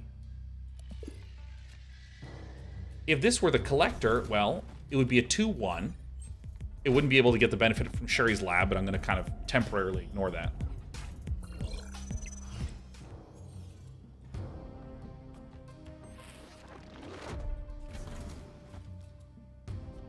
Oh, it is turn 2. Do like this. And at this point, again, assuming this was a collector, this would have now made it a 2/2.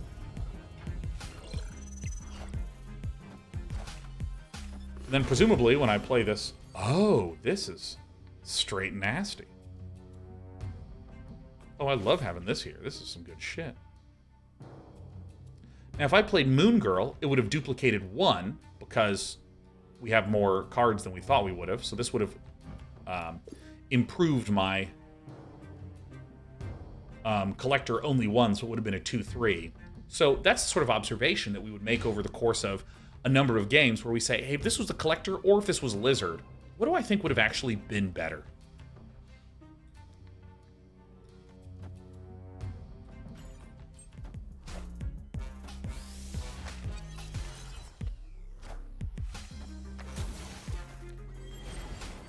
Mr. Negative. Okay, so this is where I'm absolutely playing Spider-Man here, because this will lock out this location.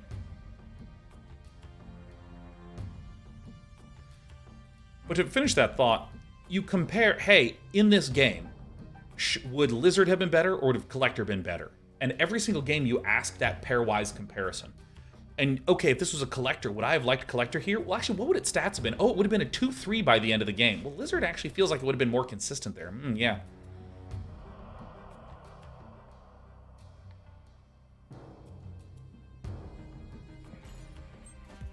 Friendly neighborhood Spider-Man here. Sarah? I am. Oh, that's so good.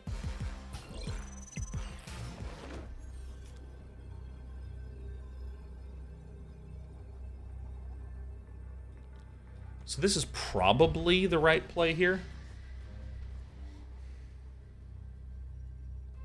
My opponent throws down a bunch of stuff very abruptly due to Mr. Negative. We'll just get all of that.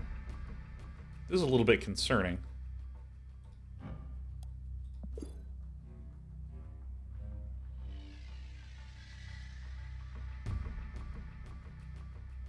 There's an alternative, too, of just like, dude, I'm just going to play Cosmo.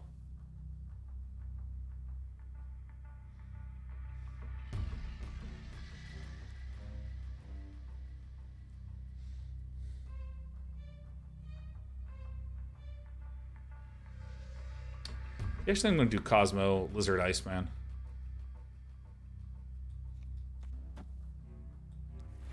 I'm going to do Cosmo, Lizard, Iceman. I think this is the right play.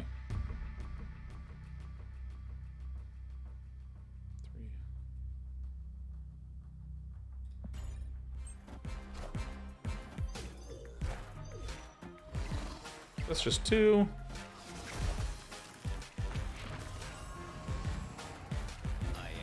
Oh, right. Ooh, fuck. If I had swapped the order on this. Damn. I got. I thought that they were going to play for the open lane, but I think maybe that was just an incorrect evaluation. I think that I should have said they're more likely to, in the open lane, put the flood of small creatures and then the buffers in the middle. But, they had to win both lanes.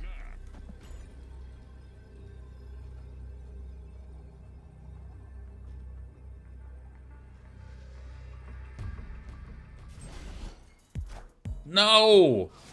No! Not my queen! All right.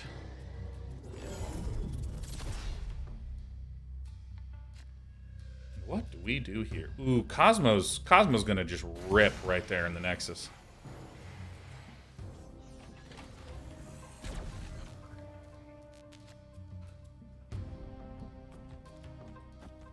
I think this is still the better play to do.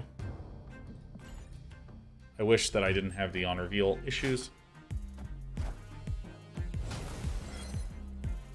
That does stink a bit, until we get to the last turn where I can just leader for 1 billion. Which we're going to redraw the leader. 100% probability here. Here it comes. Leader ball, corner pocket. Leader...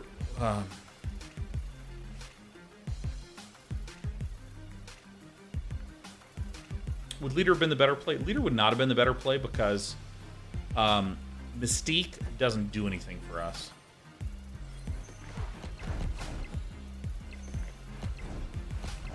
See, 100% chance.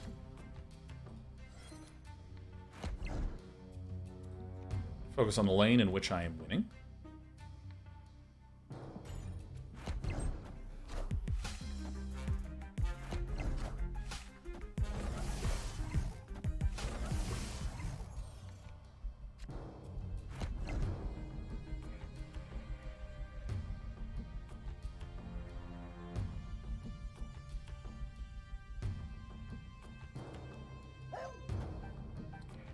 is pretty fine. I'm just trying to stack stats. And then I will leader right at the very end.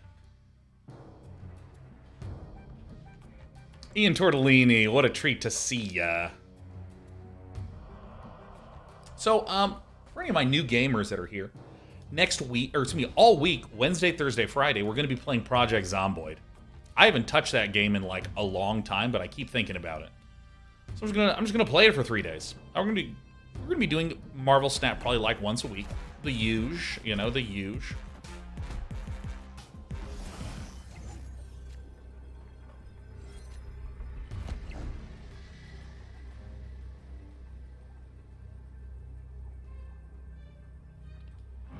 All right, well, this is the game.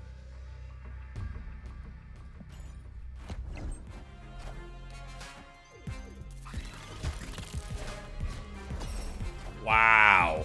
Hot dang. Oh my god, that went ridiculously good for us, and we still lose. Damn. Yeah, this is that Silver Surfer deck problem. That's the Silver Surfer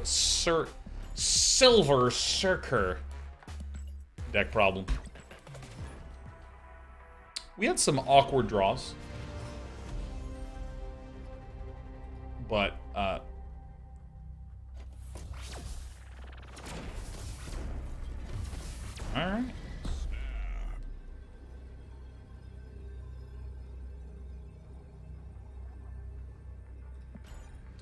I'm interested in this. But I do want to note, our opponent didn't snap when they had a really high probability of winning. They didn't snap when they had a really high probability of winning.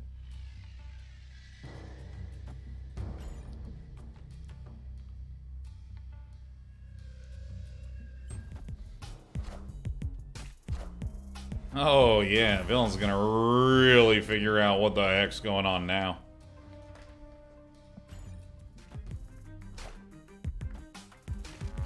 If I could snap again, I would. Opponent snapped.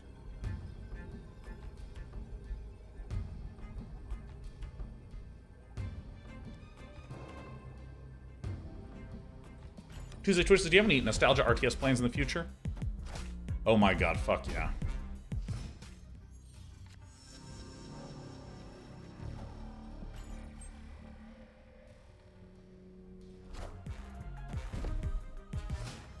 So maybe they will play Infinite here, but I'm just gonna... Oh, actually we can't win this, right? Because I miscounted this by 4. I thought that they would have 9 here. So this thing has that. Alright, I'm getting out of here. Escaped.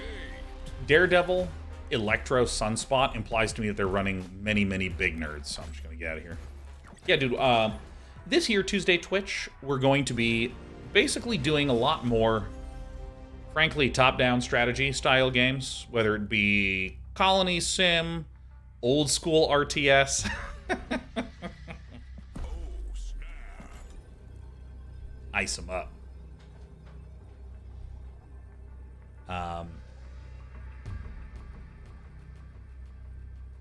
Yeah, Company Heroes 3 is coming out soon. I'm interested in playing through that single-player campaign.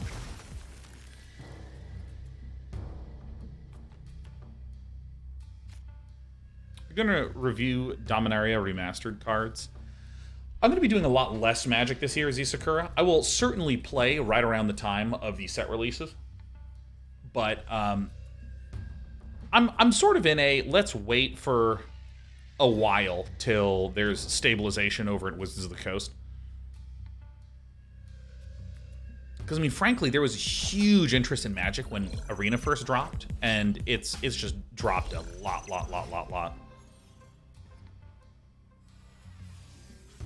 Alright, so I have 4 energy, so I can't do anything. But it looks like I am guaranteed to draw a playable card. Oh, hell yeah, baby.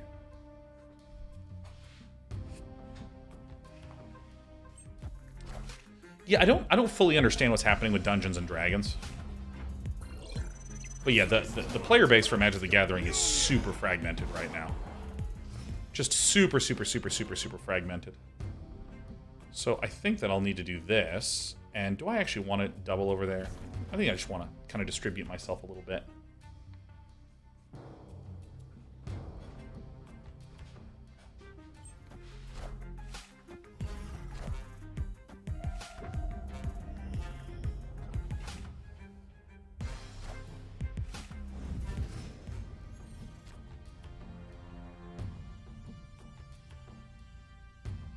So we're certainly going to lose left.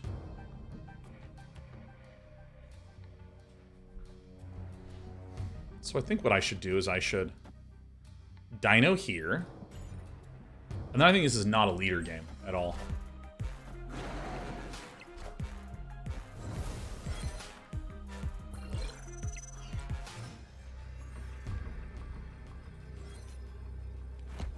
So I think what we should do is we should arrow like this. And I actually think that I should sentinel like this.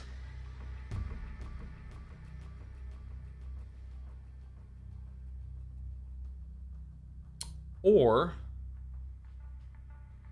do we actually want to arrow like this and sentinel like this?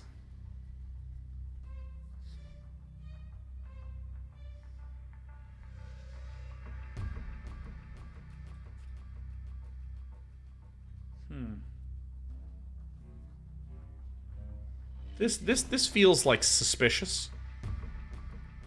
Because they should be able to play lots of cards here.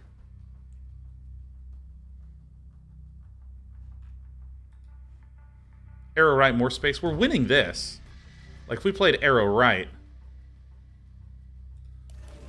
Actually, wait a minute. Yeah, if we did this, and then no matter what, if they played 4 here, all of them will scoot over here.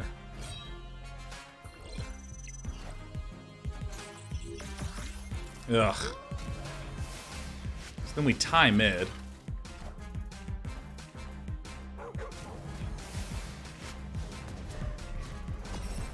Oof.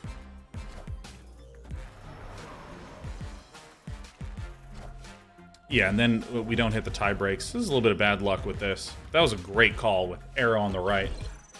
Because it guarantees that we...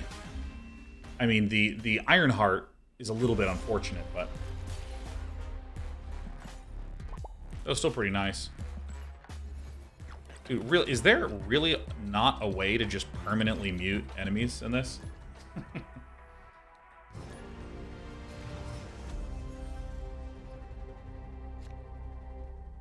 Did server just do nothing? No, it buffed their Swordmaster. Probably Iceman and Agent 13. Probably right's better here. Because typically when I play games like this, I want to play the game. It's sort of like, you know, this sort of stuff popping up. I recognize is fun for a lot of people, but... get it out of my game.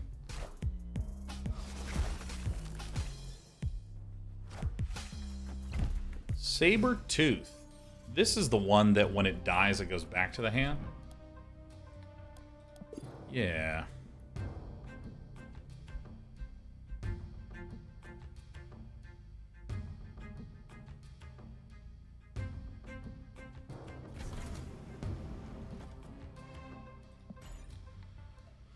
I'll simply make another one. So, let's see who gets played. Is it Wave? Ironheart. Okay, we're winning.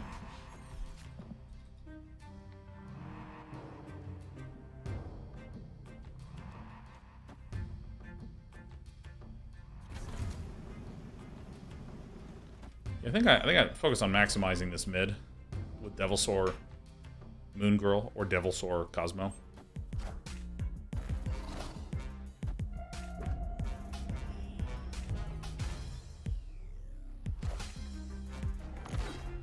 What is Kyle doing?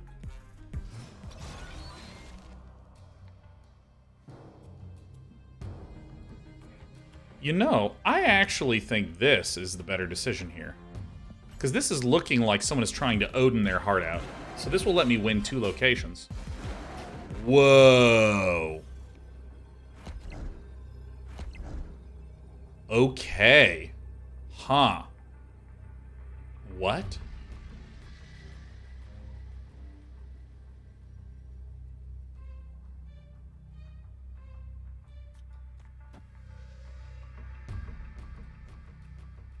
This is the most amount of stats, because this will just reduplicate in the end.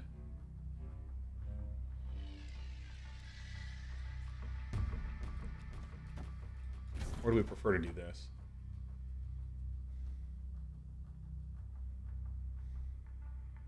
I think this is better. I need to order this correctly. This first, this second, this third. I mean, if it's Odin, then this is just the most bot thing ever. Especially someone named Kyle. Get out of here, Kyle. Be gone, Kyle. Ah, yes, the classic guaranteed loss move.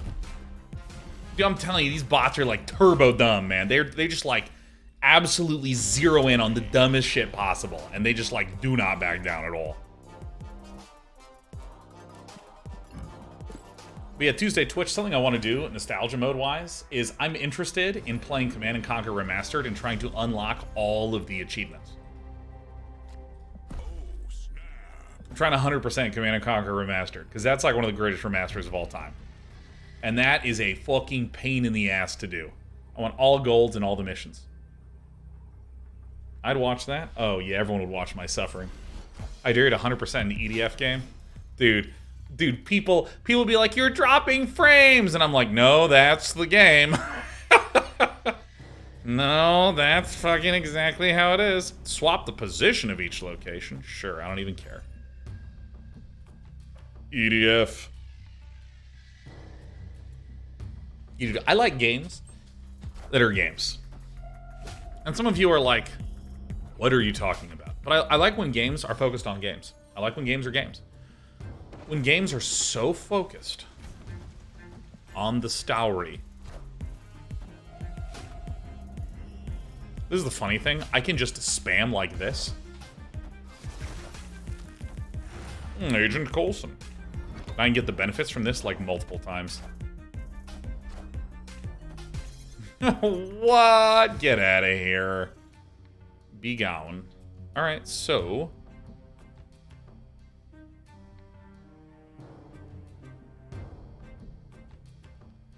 how do we do this?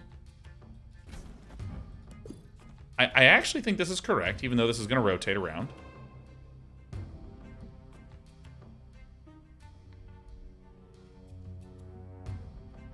How does the ordering on this? Does it move and then pump?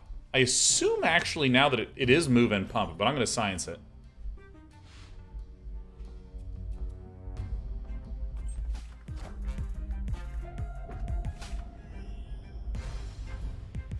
Dude, I'm going to win with nothing but sentinels.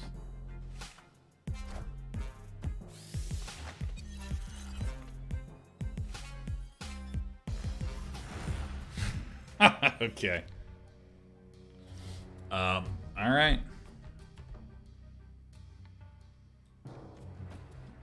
This could be a good arrow turn. Could be a good sentinel turn. Excuse me, a good... could be a good arrow game. Could be a good leader game. Who knows?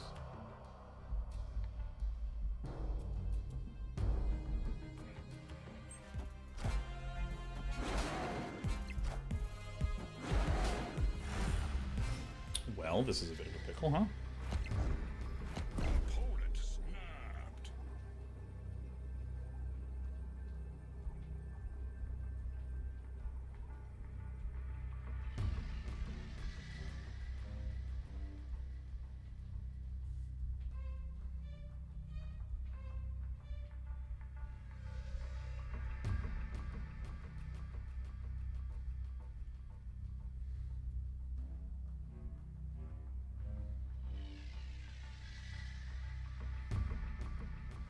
Is there a way to win this? If they have a leader? Looks like no.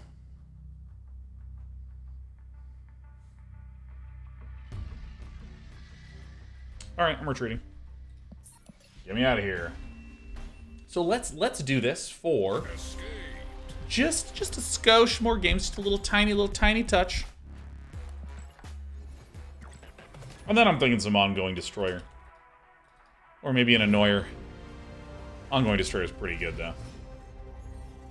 I don't have quite the right cards to do the Zabooing.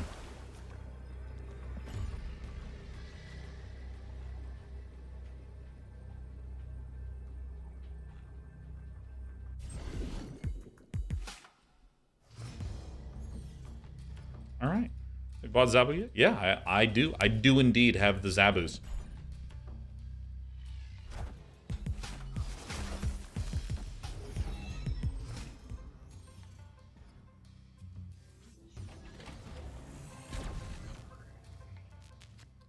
+5, you say? I mean, now how does this work? If I do like this and then like this, what happens? Lady Sif discards the Hulk. Ghost Rider brings back the Hulk. So leader will discard the White Queen, and the Ghost Rider will bring back the White Queen. I got the worst end of that bargain.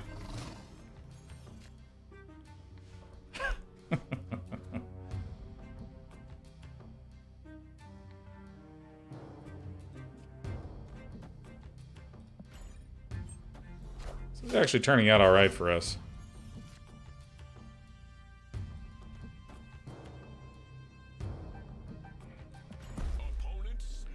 I'm gonna let him snap.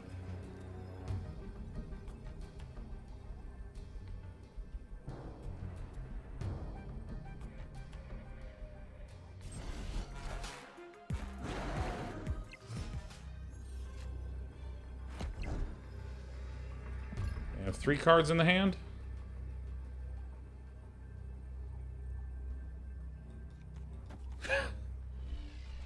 All right, I am betting that this is the play. I am betting. All right, I am conjecturing that double the Cosmo, double the fun is how to get out of this one. All right, so we shut down the whole middle. All right, so Hell Cow doesn't do anything, Blade doesn't do anything, and Hella doesn't do anything. Oh, awesome. Fuck yeah. Awesome. Yes. Play all cards you discarded from your hand to random locations. So like the Hulk would have come back. All the stuff that Hell Cow and Blade would have done would have come back. That's some good stuff. That's some good stuff, man. Cosmoing, that lane. Fantastic. Send the dogs after him. Oh my god, win matches. Alright, fill this up and then go here and then click this and then get the gold and hit claim and then come back here and go to missions and then scroll back up and hit reroll and hit OK and then go back. Oh, this is esports right here, baby. Hulk wouldn't come back? Is it because it was brought back already? Because, like, my brain is still half... I got 1 foot in other card game rules, 1 foot in Marvel Snap rules.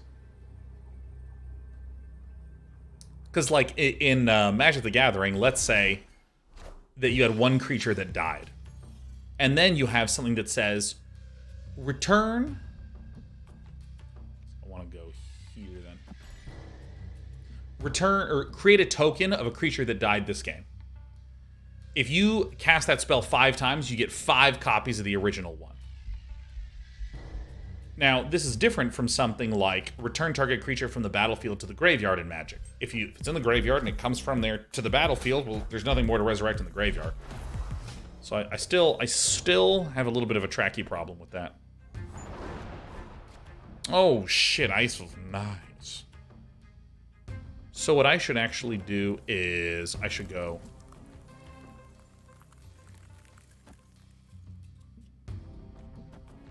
Quinjet like this. Storm.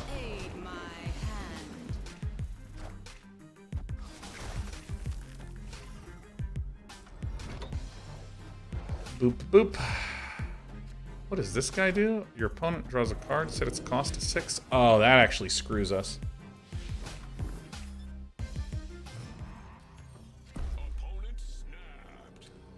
What just happened? Oh, I Doctor Stranged everything over.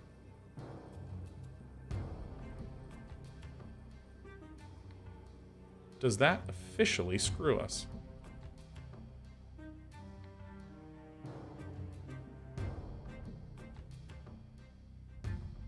Looks like it does. Alright, that's fine. Mordo and Strange, how fitting. Yeah, you know that there's someone pulling the rip cords over in the second dinner office for that one, that's for sure. We're gonna play till we unlock these 2 missions, then we're gonna do a little break. I'm gonna get the restroom, I'm gonna get radder. I'm gonna get radder. It's gonna be rad. Turn 4, everything moves to the right. Snapping it.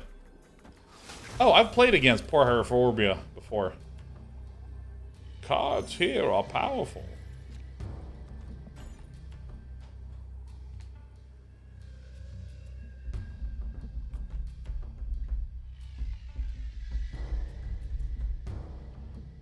See, I think that people too often snap when they're really confident they're ahead, as opposed to just snapping when it appears to be reasonable to do. In a marginal situation where you're probabilistically generally going to be ahead. No plays after turn 4. Perfect. I'm gonna go ahead and get that Whack Queen.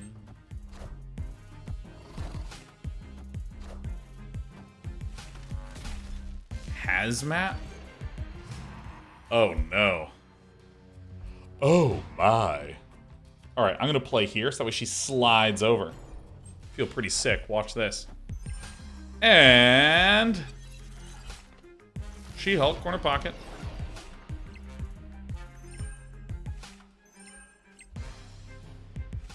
But because Electro's out, there's just like no actual way for anything good to happen.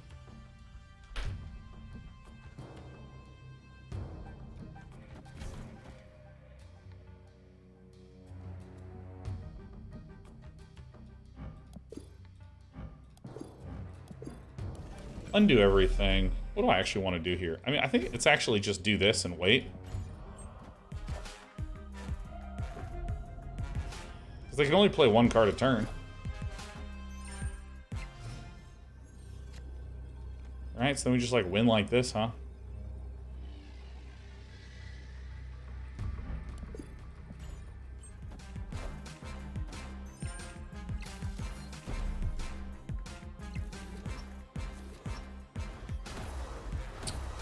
Oh my god. I have been owned. I have not seen this Comboni before. Whoopsie daisies.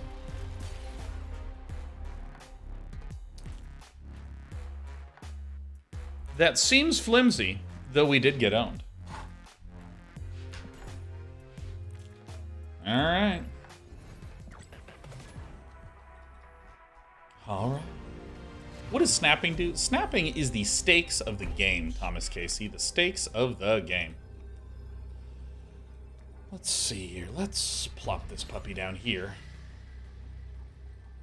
So, you know, you can think of it as like I win or lose 1 point. And if it goes all the way to the end of the game, that gets doubled. At any point, you or me have 1 chance to re-raise, as it were. To double the stakes. So, like, let's say neither of us snap. It's always you win 1, lose 1 if one of you quits early. Win 2, lose 2 if it goes to the end of the game. That's the default. With snapping, all that gets doubled. So if I snap, see how it says 2 here? There's now 2. The stakes are 2. Oh, I always play into the danger room, man. I'm like so unafraid of this. Danger room never gets anywhere near me. Look at this. We're going to get 2 of ours to live, and this one's getting shot. I'm so... Alright, well, you know, can't win them all. And Lizard lives. Holy shit, this game just... Oh my god, the danger room is like really fucking killing shit this game.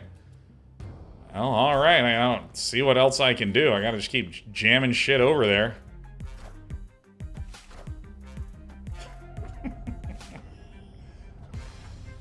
God, that room, that was like a lot.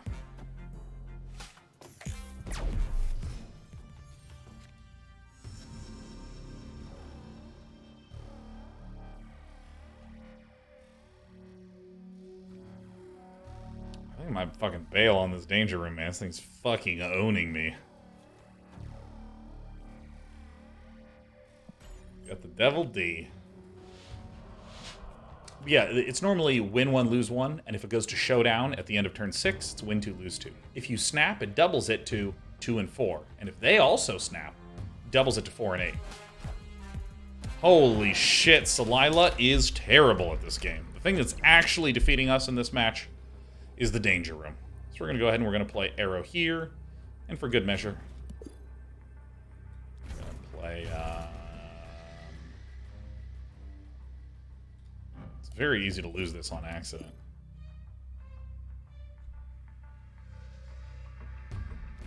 I'm just going to do this. There we go.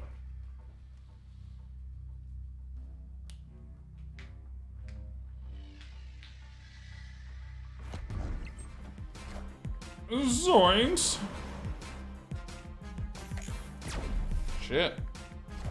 Jeez, this danger room. I've never seen it be this dangerous.